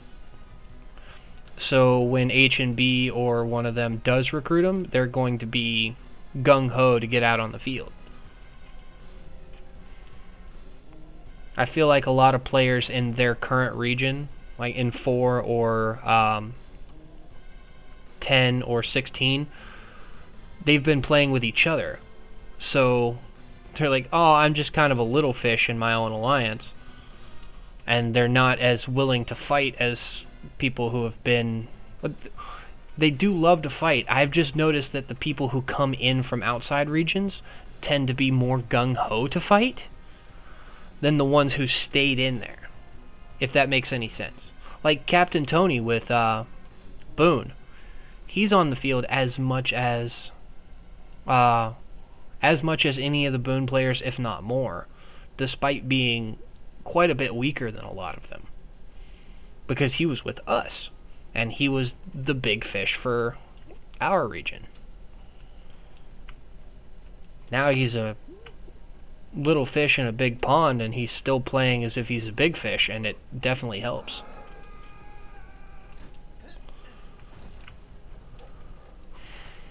Don't know if there might be some fighting there at some point. What? Ads.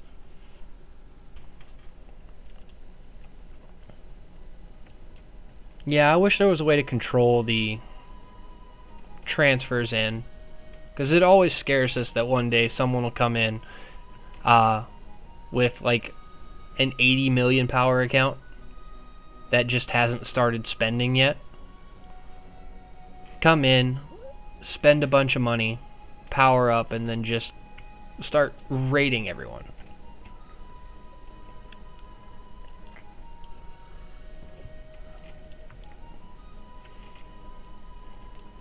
Well, they just wanted the resources, and it didn't look like they were using them. We had that excuse from one person who's currently in HNB right now. He would just hit anyone that wasn't in his own alliance. We ended up having to kick him out and zero him for what he did, and then he ended up in... I believe he ended up in HMB. Honestly, I can't remember where exactly he ended up, but I think HNB picked him up. 14. Where was it? No, I did just look at 13. It's 14 I want to look at next. After this, I'll head back to 7 and see if they're fighting again.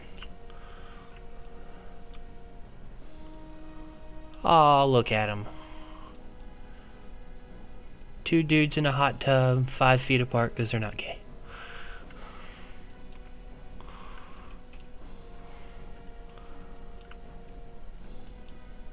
Whose territory used to be here? Oh. Where is...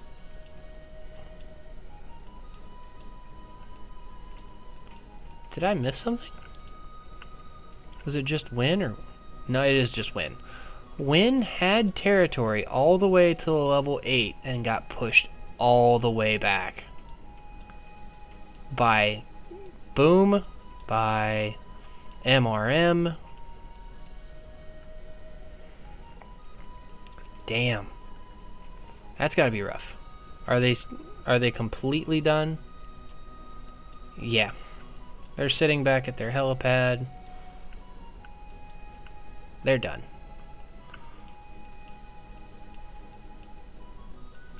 Dang. That's gotta be rough. To have built all the way to the level 8 only to be pushed back that far. Now granted, I know there's still like 2 days left, so...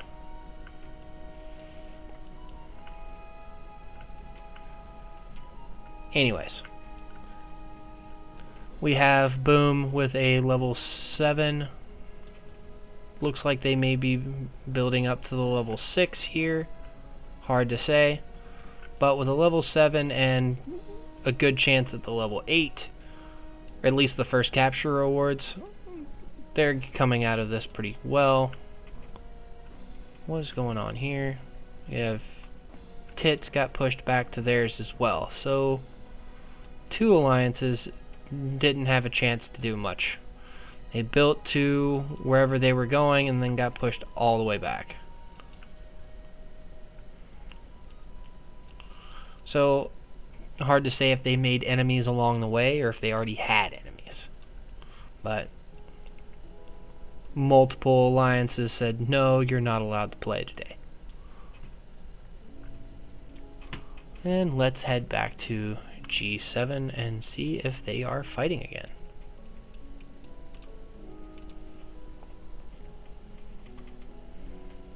Here, let me go. Can I pin this? Pin that message, pin that message.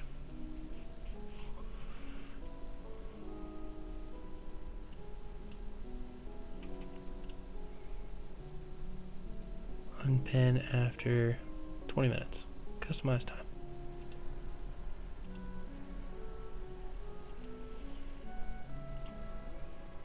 Hello, Paulo.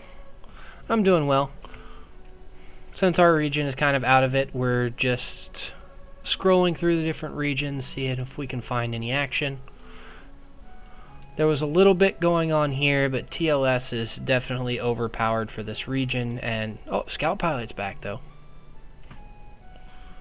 They could double rally this. I'm just surprised they haven't.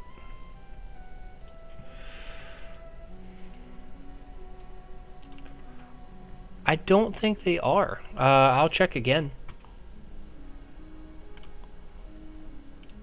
I think Boone has given up on trying to take the level 6 from HNB. So...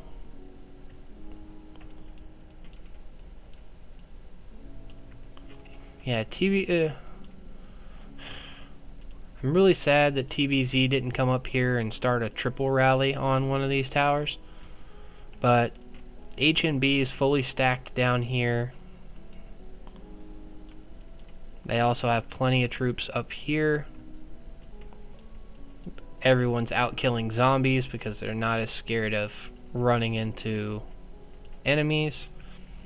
And quite a few of them will sit back here back at their helipad because it's close enough to be able to reinforce a tower anyway. And Sam and Hans here are just looking longingly at each other. But no, there's really no fighting going on. Yeah, Boone wasn't getting good trades hitting those towers. I think that's why they stopped, because they had the entire alliance sitting next to a single tower. And they didn't have the field control for that tower that they had in previous fights. So, as much as they want to take the level 6 from them, I don't think they can. They just don't have enough left. Whether it be they don't have enough troops from the fighting they've done so far, or they just don't have enough motivation.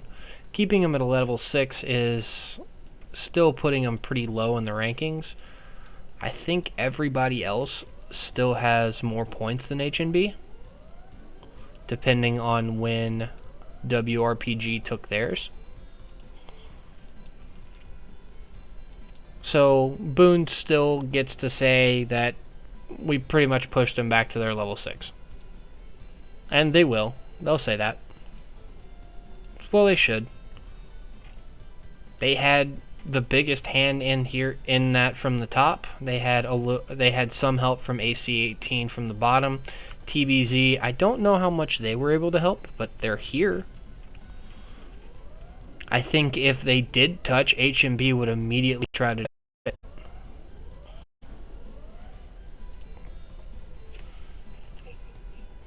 Yeah, no, we just looked at Pear a little bit earlier. They're not doing anything. They haven't even tried, which is sad. Yeah, I can double check.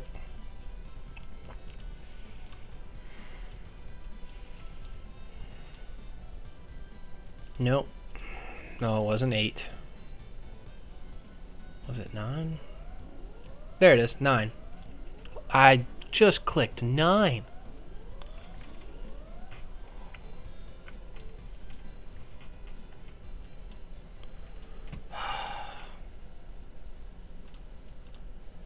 Anyways. Back to 9.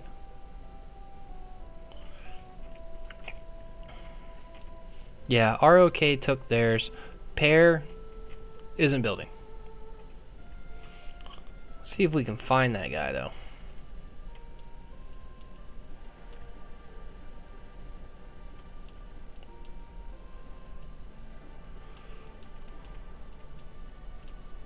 Nope.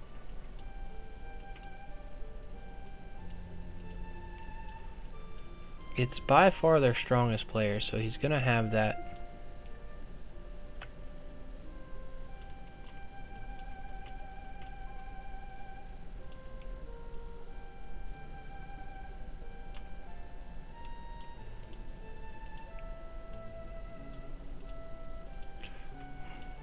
What was his name again?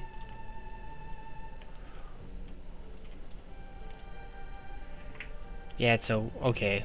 It's one of those. That's just where he started the game and hasn't moved out of it yet. I know 107 has had a president for a while now, but when they first discovered him, he couldn't migrate yet. I think there's still quite a few people trying to migrate him out into a higher region, but I don't think he'll take it right now, simply because he would miss out on a lot of the heroes. 107's might be at Chun Carry right now, which means he would miss out on Eddie Robert, which is right now.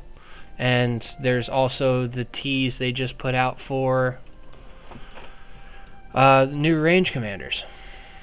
Likely range commanders. I won't say one way or another. Range would be next, though.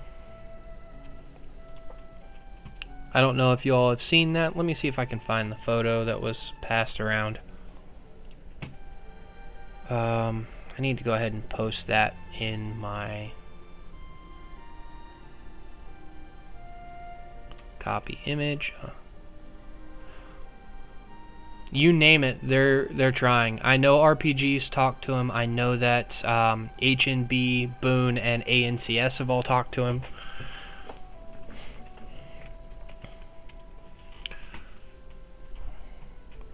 Let me see. I want to...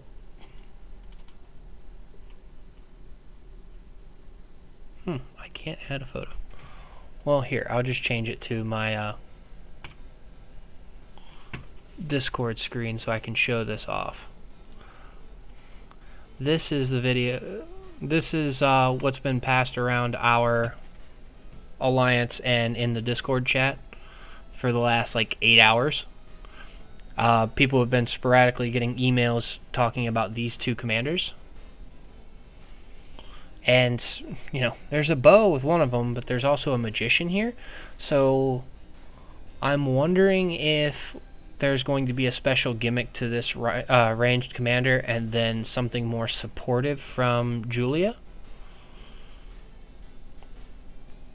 But logic to me would dictate another powerful ranged commander with a gimmick and a more supporting role. I don't know who's getting it. Currently, we have no more information on it than these two. But then this picture. This is it. I will take this image and put it into my Discord chat so that you all can look at it yourselves if you're in there. Here, I'll do that now.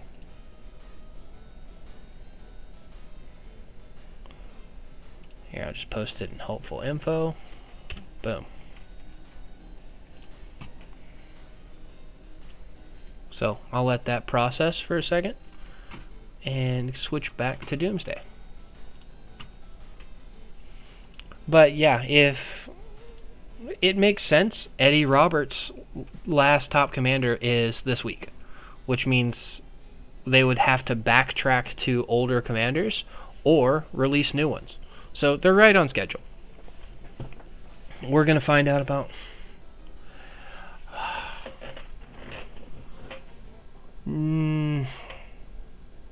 Well, Chun already does that. Unless you're thinking about just having a range commander that buffs their basic attack damage, like a Dut does, or maybe you're thinking about Catherine's skill damage being kind of a damage over time effect, which range doesn't have right now. So that would be new, but it wouldn't really be a gimmick. I find those kind of abilities hard to manage. Like, even Elena's on... What? Are you in my Discord? Here, let me go ahead and post that in here too.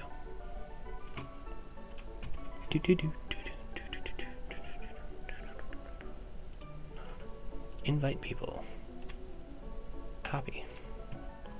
I'll post that right here. And I will pin this sucker.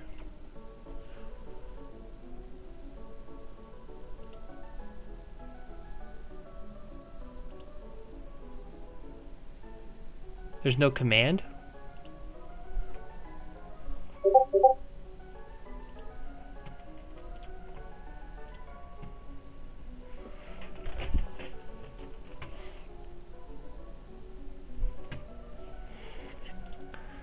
Who's talking?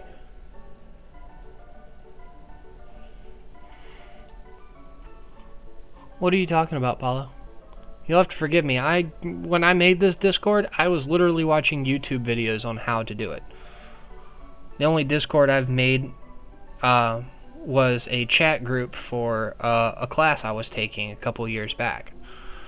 So what I've made is literally what I could come up with on my own.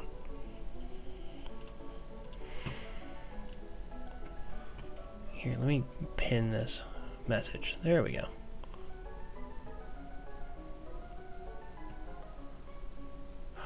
Huh.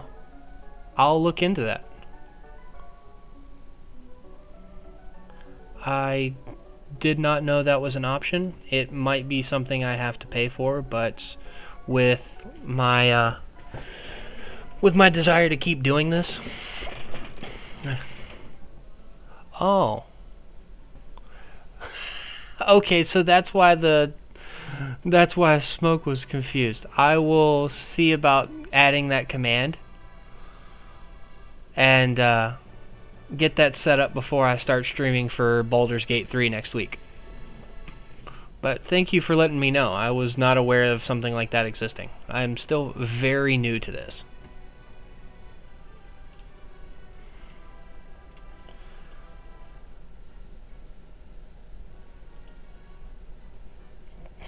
Just a 30-year-old guy trying to play video games, do something I enjoy, and share it with people. Because apparently I have a very interesting take on games like this.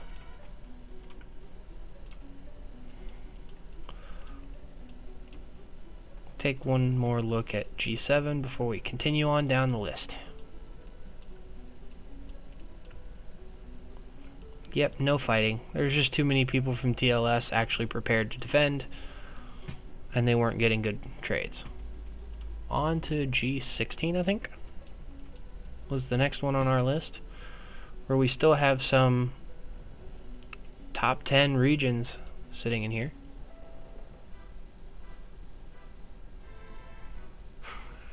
I did. I was wondering what that was for. I thought you... literally my dumbass thought, hey, Discord? Like trying to say it in exclamation points. but shows how much I know. We help. Contact support.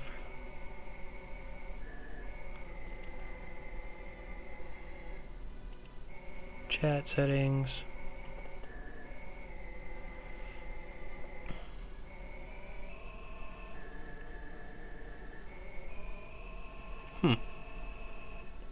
Yep, I'll have to add to this stuff whenever I get off stream for the night.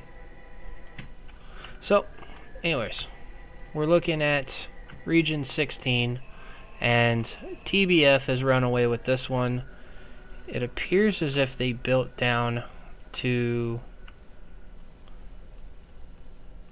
help. No, maybe they're coming down here to fight Nor, but they're not pushing very hard. So 2 level 7s and a level 6.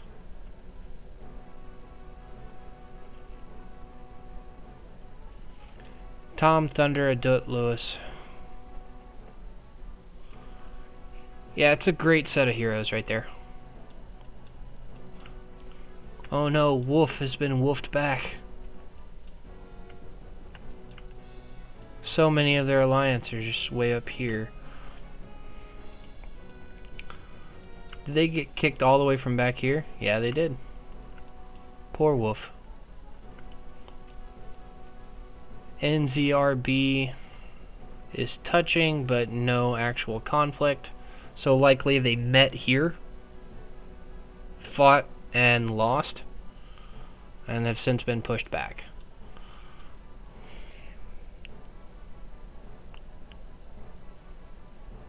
Yes, I pinned that comment a while back because I had some people ask me earlier today about their arena teams, and I went over those early in the stream. And here, I'll go ahead and I'll go ahead and send that message as well. 1322.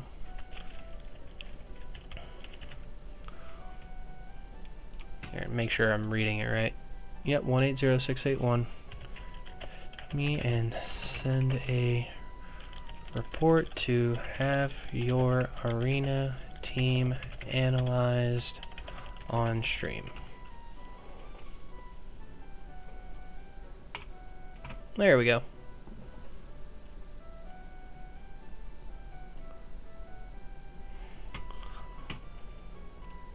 I'll pin that once it gets a little higher and leave the Discord up there. But yeah, it's very easy for me to analyze an arena report from in-game. Just to get an example, when someone sends me one of these here. Oh, because I'm in Island Raid. I'll back out.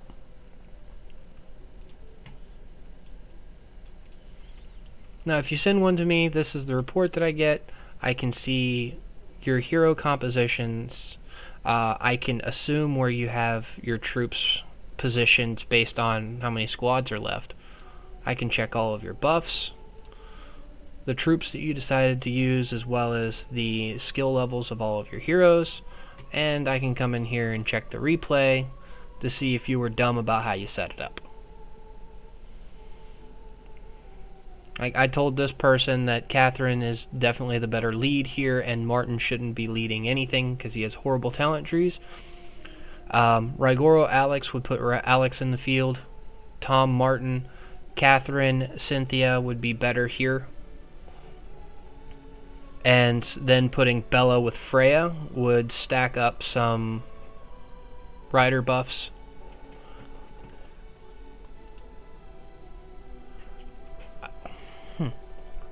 More things I need to sit down and learn, because I have all of my basic information tied to my YouTube channel.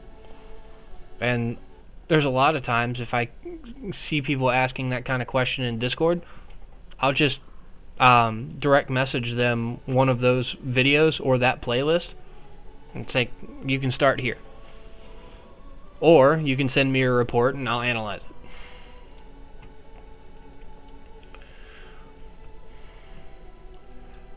No, it is not. Martin as a lead is already a bad choice.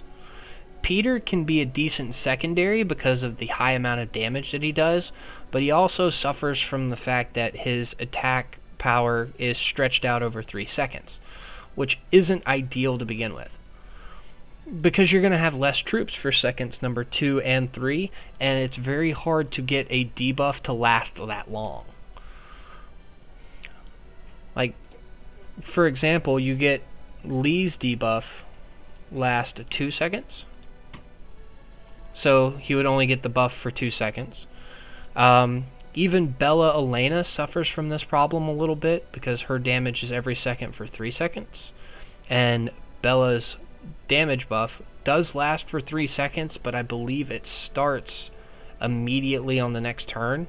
I'll have to double check that, but I think it does miss 1 second of Elena's. Again, I'm not a rider commander. Please correct me if I'm wrong there. Jaden also does help with that because his is 3 seconds. His is also 3 seconds. Catherine is okay because hers only happens over 2 seconds. The main damage and the very next turn has the additional damage. But going back to that, other than Peter buffing squad capacity and having the attack buff, he's not a tank. And because Martin is a tank, and you don't have any other units in this team that can take damage other than your Tom Raigoro, against enemies that are his power, he would crumble. You can have all the damage in the world, but if you don't have a wall to put in front of it, it's not going to hold up. So I suggested a Tom Martin, Raigoro Alex as your front line. That way you're getting Alex in there for the rider buff, the range buff for this unit, and defense for your infantry. 2 rider squads because they are very heavily rider focused. And considering I know what this person has, they do not have Sven or Elena or Jonathan. They can only really manage 2 rider squads. So Bella Freya will give a little bit more AoE damage since I know they probably have it maxed. And Catherine Cynthia works well together. Here I suggested putting in Lee depending on their skill level. Otherwise, Akemi works just fine here. Yes, Lee Lewis. Lee Lewis is still one of the most powerful range teams in the game. You could run all riders. Actually, I didn't sit down and do the math on that. Thank you. Because he does not have a rider. He does not have a rider skill upgraded on Lewis. It's still level 1. 9%. 54%. Still lacking in 18.5%.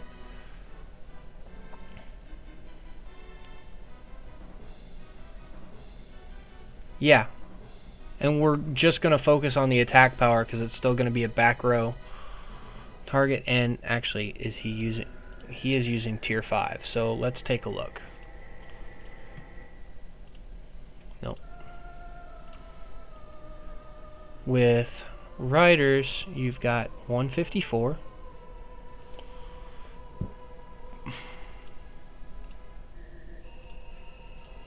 And with ranged, now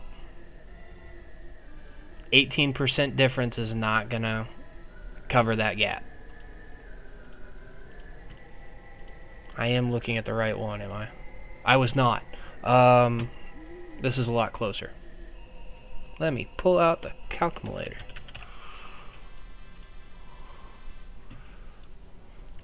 $190 times 1.74. What was it? 1.72 or 74?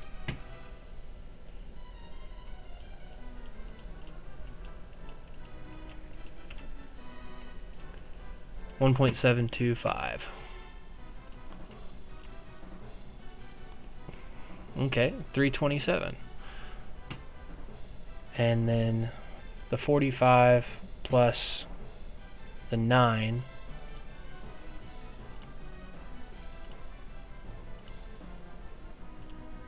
into 220.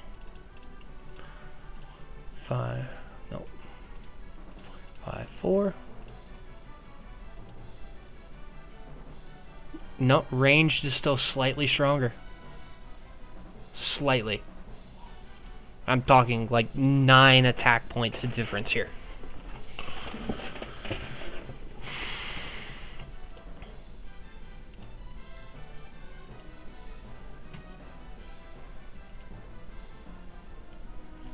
But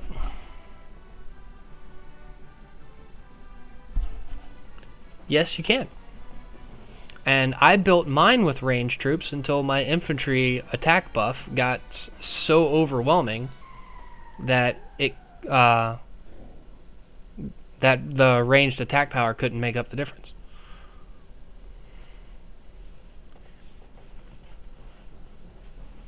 Oh yeah, you can definitely run with ranged troops, and if you have range damage, you want to have the highest attack power troops. So you can do this math yourself. Here, let me pull up one of my arena matches.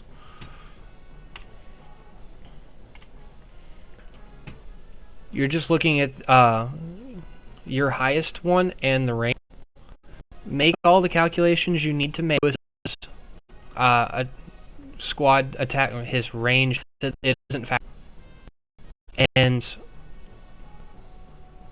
add 100 to this, because it's 100. In this case, it'd be 154, and then multiply that into the troop that you're affecting. So that was 154.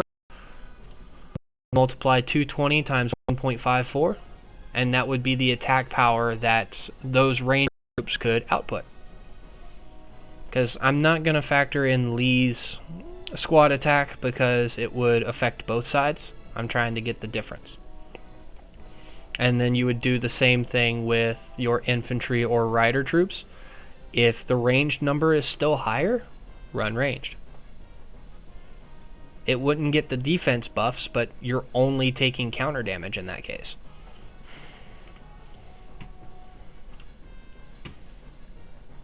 And you want Lee to be able to hurt as much as possible. Okay, it's starting to get a little higher. I will pin this to the top for 20 minutes. Oh, shit. I'll collect those a little bit later.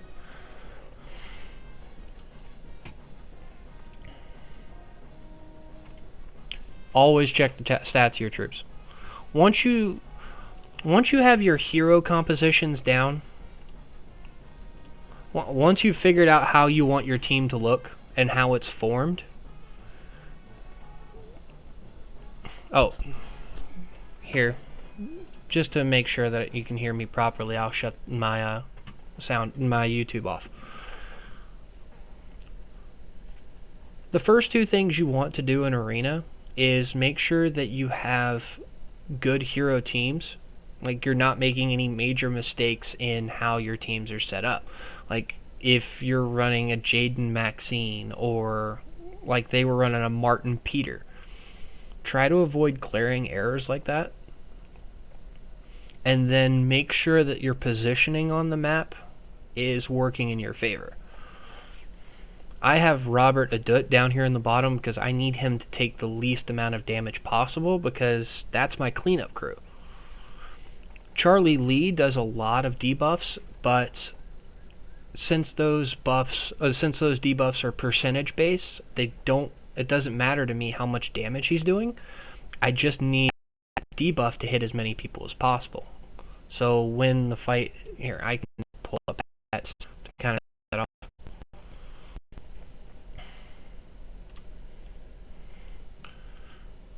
But Cynthia will swing down, Lewis will swing down, and then I have Charlie Lee hitting 4 units right in front of him. Am I still in range of most of the AoE on the map? Absolutely, but I don't care. I'm weakening 4 units all at once, buff, and Robert is barely taking any skill damage. Robert will clean up a Dut Thunder just fine, and I believe he ends up with almost all his troops still left in the fight, making it easy for him to just run the gauntlet, so to speak. And these are the kind of things you can think about with your own arena positioning. It's like, who's your main damage dealer, and how can you keep them alive longer? Who do you not but buffs or debuffs for as long as possible? Jaden, yes, debuff to give me an advantage on the team to buff my defense. He only barely outlasted a Dut. Back Jaden, Alex outlasted an Adut is good enough. And by that point, they've weakened so much that it doesn't matter. I'll skip the rest of this. But yeah, my Robert Adut is my cleanup crew. Even at 21,000 troops, Lee is still giving all of the same debuffs all the time.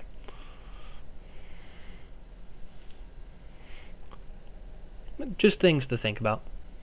When I'm in here analyzing people's teams, like if I was looking at Ballsy's, he built something similar to mine. I personally wouldn't have used this Nakano down here, because Nakano has okay skill damage and increases attack power by 24%. For what? No one's making use of that 24% buff. That's why Nakano is a lead.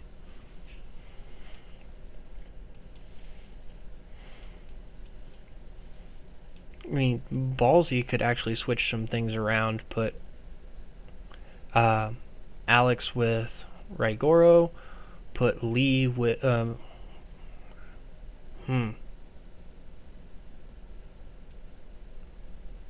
I could see Charlie, Lee, Chun, Lewis, and I believe Ballsy is a ranged squad commander, so you would want a third one running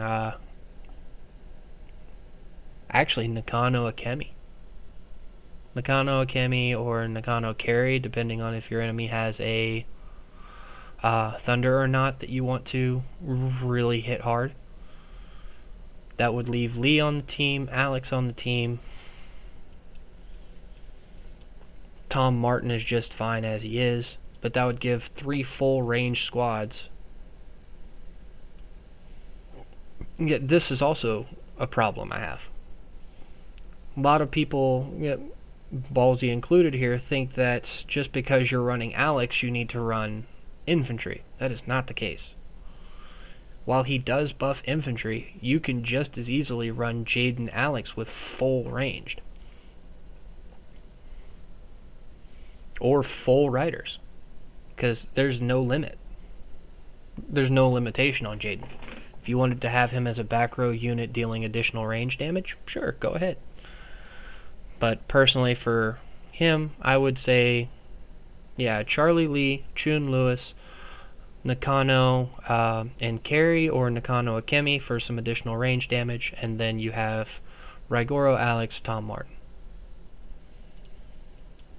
That's just a quick breakdown for Ballsy if he happens to watch this video.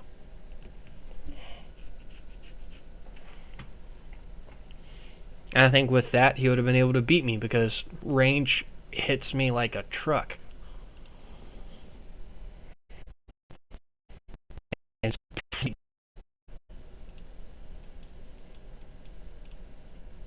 I tried the other day.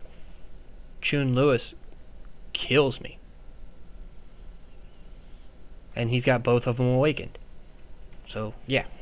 I can't break that. Because I can't reach it. Well, anyways. Oh, hello.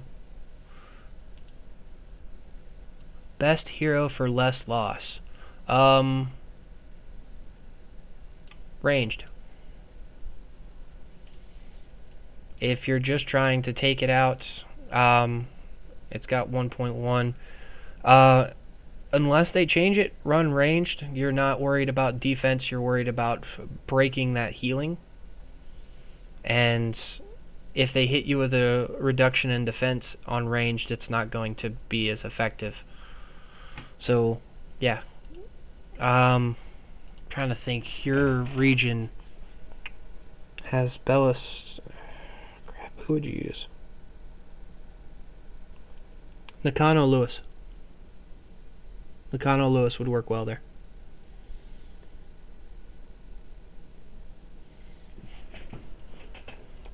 Just watch out for counter rallies. I know it takes a while to get there. Just here, I'll go ahead and message that here.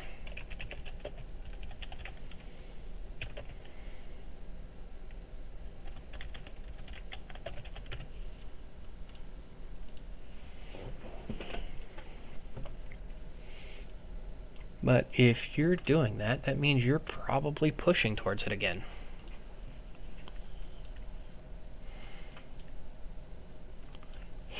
You're gonna go for it. Oh, and I'm gonna have to log off soon. Okay, I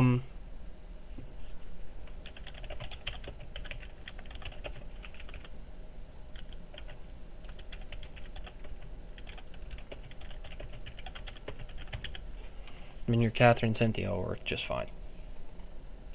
Oh. Hello. How many friends do I have? Oh, I need to start shedding some.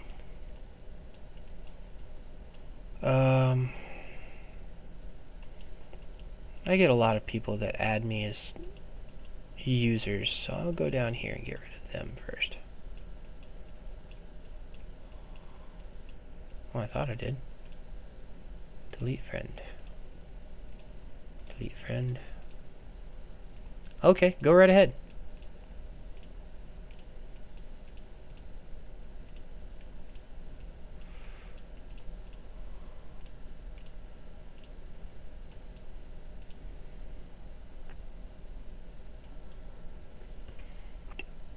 I added you, so you should be able to just send me any report you want, and we'll take a look at it.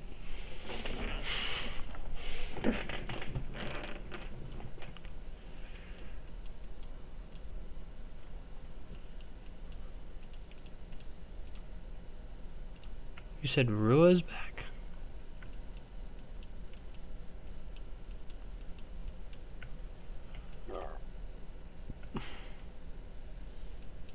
What are they up to?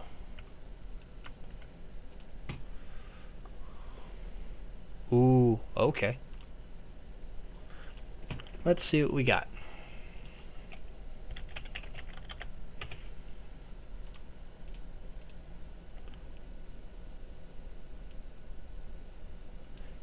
Yeah, the 85% death return. Oh, because I'm already in an island.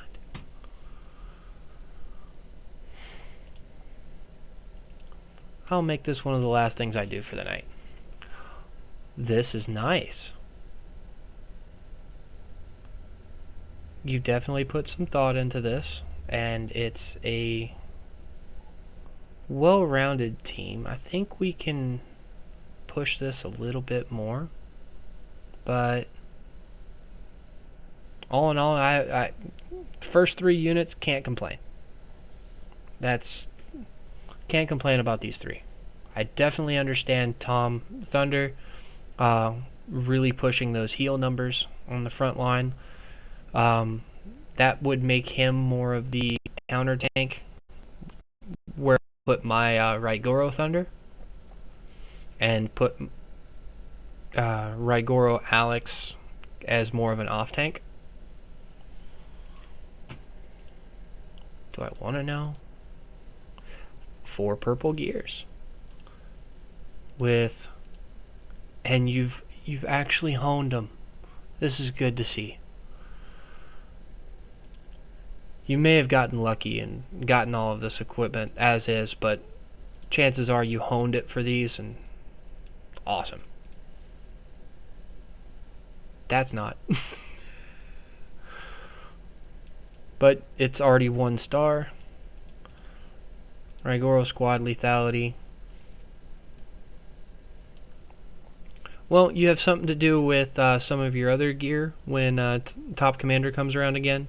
I believe that's been added to day 5. I'll check the tracker that I have for it. I have no rider gear at all. Ooh, this is nice. We had someone in our region just pick this up, but range squad block is helpful for a team that doesn't have any range defense to begin with. But oh man, I really don't want to give that up then. Damn.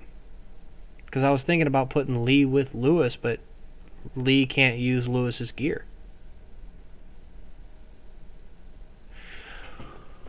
Ugh. Let's see. You're well-rounded. You don't have... well. You did pump infantry squad defense. And that's what that is for. But otherwise, you're fairly well-rounded.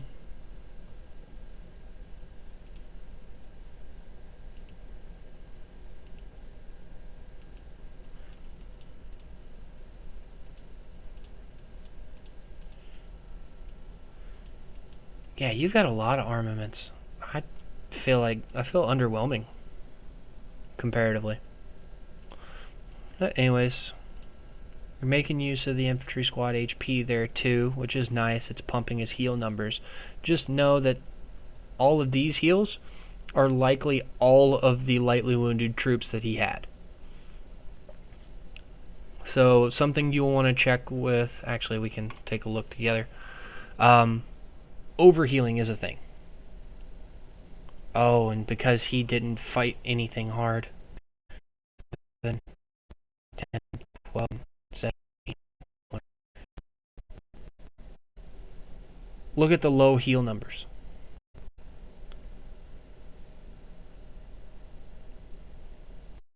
He's not getting as much healing off skill damage from Lewis right now.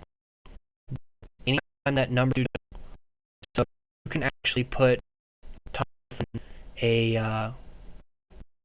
1v3, 1v4 situation to make better use of that heal.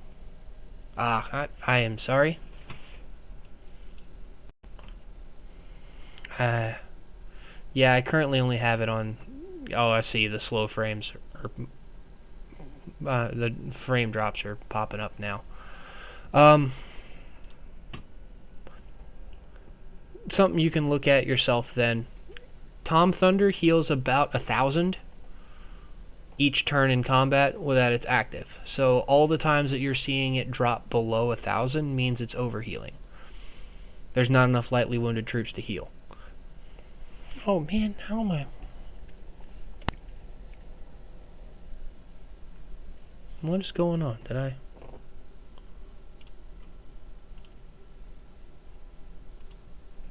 Let me disconnect my mic here, see if that's helping.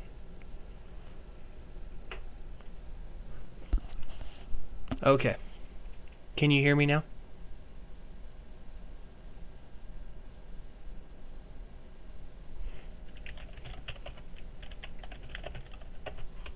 Okay. So, because of that sheer amount of healing, you probably want to put him if you believe he's going to be hit by more than one person, just to make more use of that heal. I really like Adut and Charlie together because of the damage output they can do. For that, I would actually put them down here, where Raigoro is, and then put Raigoro where Tom is. That gives Raigoro a good spot for all of the buffs that he's giving, and it would actually reach this outside edge. And it would protect Charlie Adut a bit more, and put that massive AoE infantry on all 4 of these, pretty much. So, something there. As for these last two, I really don't want to break up your ranged gear. I think I'm going to have to make the exception of putting Lee behind Lewis to make sure that doesn't change. Because I really don't see any other way around that. Jin being a secondary isn't a good choice. So I think Lee would be better there.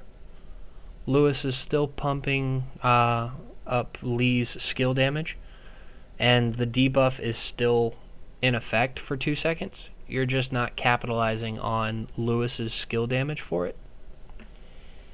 And it would allow you to keep all of Lewis's ranged buffs. Ranged armaments, I mean. And then Catherine can get any Rider Commander. If you have Cynthia, great. If not, Freya.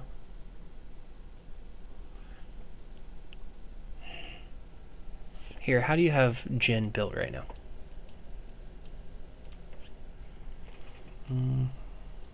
Squad reduction and the attack and defense buff. That 20 rage cuts off an entire second from skill cycle regardless. And oh, why'd I close it? And Catherine, you have awakened, so she's getting the 140 from her skill.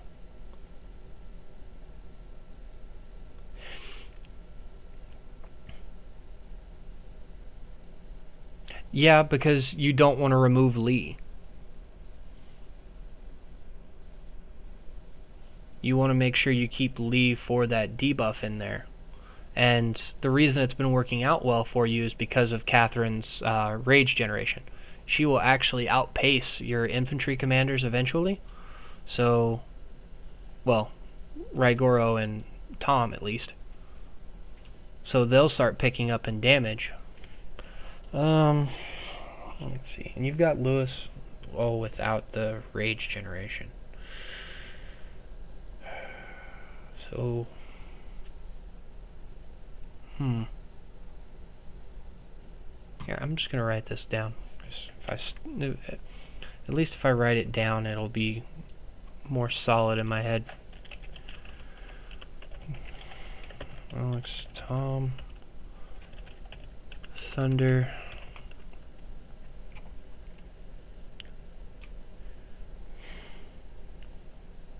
I believe, does Charlie have the skill tree or the attack tree? It's the skill tree. So you're not losing anything there.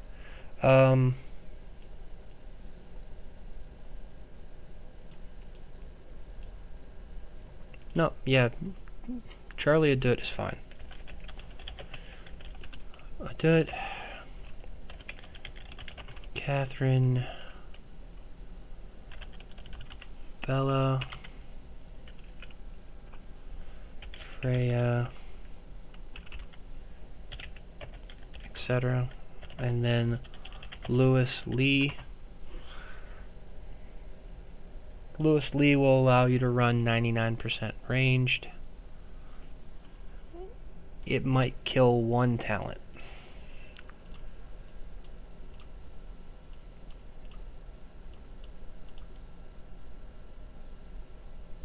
Yeah, that's the only attack. That's the only thing that it will affect, but that's only an additional 1,000, which is less than a single round of combat. And it's only on a 10%. So, let's see. That's 24%.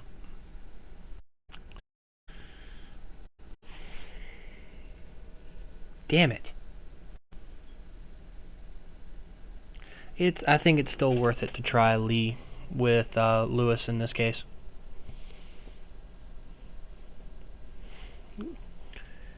You would just end up stopping here for talents and then coming over and picking up full skill.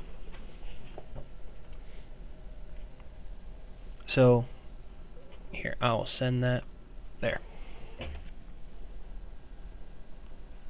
You're kidding. You mind sharing it? trying to see the reasoning behind why that would be the case. Unless Lee's skill is just getting that much of a buff from Catherine's rage generation. I do love the name Eminence and Shadow, though.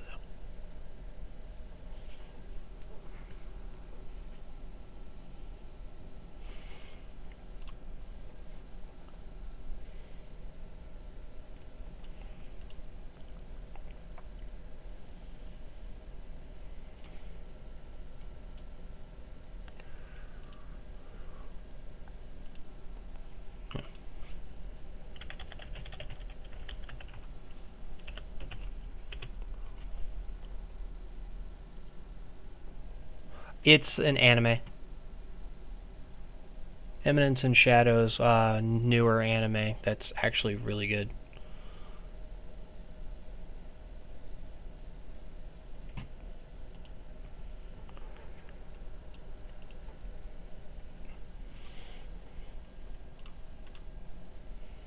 Let's see.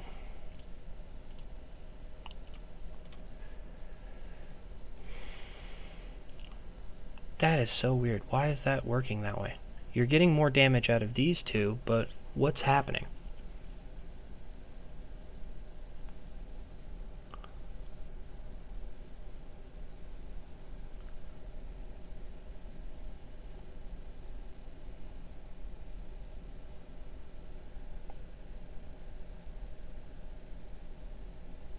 Oh. Okay. I can sort of see how that's happening. Lewis Lee has no defensive abilities, so when he's getting hit by Lee Martin and Lewis Akemi on AoE as well as Raigoro Charlie, well, then the only other option that the only two things I would change would be the formation. Actually, no, that would just be one thing. Here, I'll write it down. You're welcome to change it back to the way you had it, because it's obviously working for you. I personally don't like seeing Jin in an assistant position, simply because it's wasting the attack power. But it's obviously making Lewis Lee a lot more defensive. So let me see. I'll just write this out, Tom.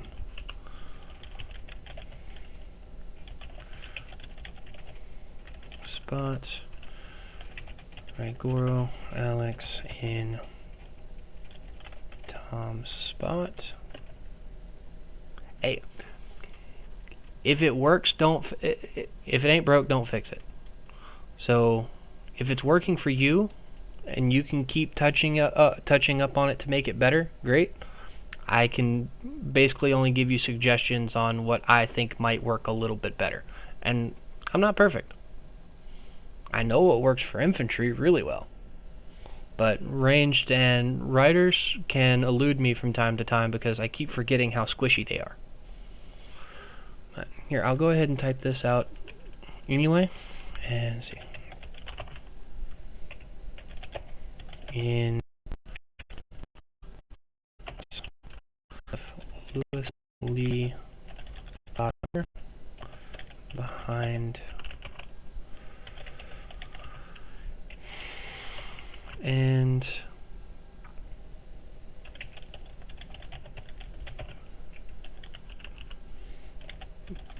behind Goro Alex. If any of that's confusing, let me know. I'm going based off of where your troops are currently set, so Tom Thunder would have that outside position where Charlie is, so on and so forth. And if it doesn't work, switch it back.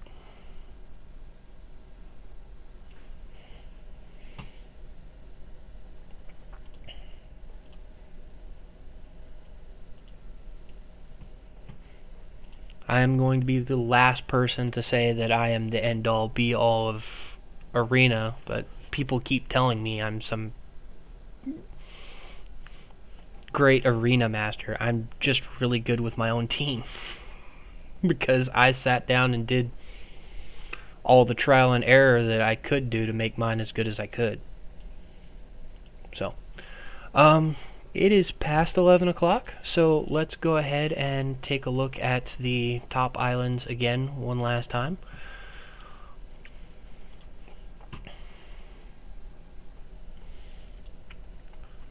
We have Boone still not doing anything to HMB over here. I fully expect HMB to hold their level 6 for the next 2 days. I don't see them taking it. Arkham is looking like they're going to take the level 8.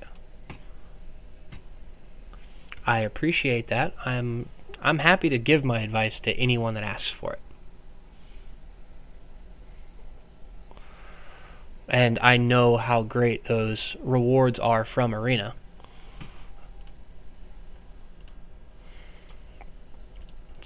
It's the only thing keeping me as strong as I am against my fellow region mates.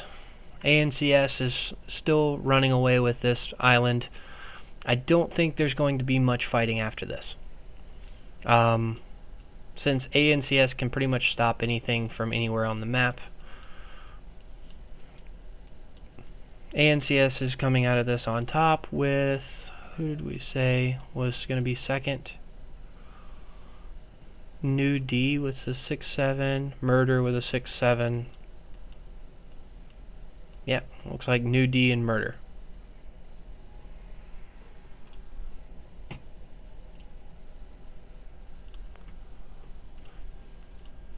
G3, well, you can just look at my island. BTW is getting this one. I believe Fine is staying out of it. Too Hot will take 3rd place. X-War will take 2nd. Well, no. Well, X-War and Hot 9 will take 2nd and 3rd, depending on who got to their points first. I think Hot 9 took our level 6 last, so they'll have 3rd place to X-War's 2nd. Please correct me if I'm wrong there.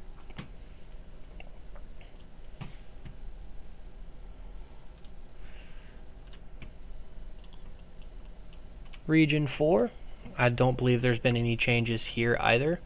DHX and HAO are going to likely share rewards for this level 8, and whoever doesn't take the level 8 will take 2nd place, just due to the sheer amount of other points they have. K and QS, you put up a good fight up until today. It's sad to see you pushed back all the way to your helipad, well, up until yesterday. Hopefully you get to come back next island in better matchmaking for you.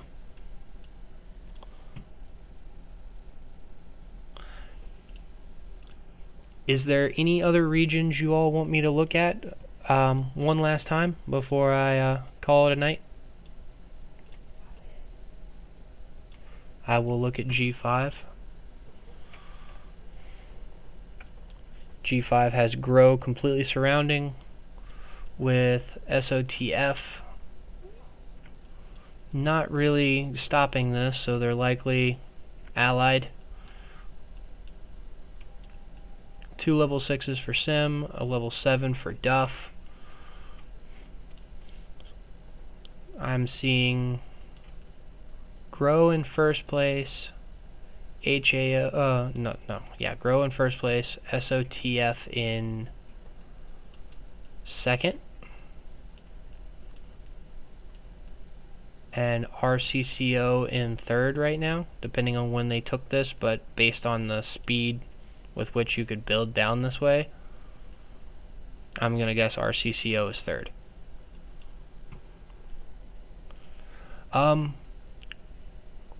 With that, I don't know if I'm actually going to be able to stream tomorrow. I I think I'm needing to take the weekend off. With us not in Island anymore, I can make a video giving my update like I normally do at the beginning of these streams and post that. And I think that's all I'm going to do for tomorrow. I will be prepping Twitch with commands and getting set up for starting a stream of Baldur's Gate 3 next week when it releases on Thursday. If you want to join that stream and watch me play that game for the first time, feel free to join me. I'm also going to try and open a multiplayer session, so if people want to pop in with characters that they've created and play with me, you're more than welcome to. Otherwise, you can just spectate and learn a D&D style RPG with me. But it does allow up to 4 players, and you can just simply pop in and out. I'm not sure how it will handle creating your own character to pop in like that. I believe if it's anything like Larian's past games, what you'll be able to do is your character will come in and it'll kick out one of mine, because it's still going to be a 4-person party, and then we'll share the 2 NPCs, and that'll keep going until it's a 4-person party.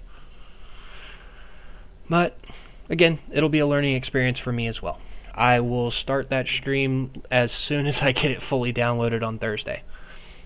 With that, I think I'm going to cut it off for the night. This is Mr. Brain, your friendly neighborhood gaming dad, signing off, and thank you all for joining me tonight. I'm more than happy to have you.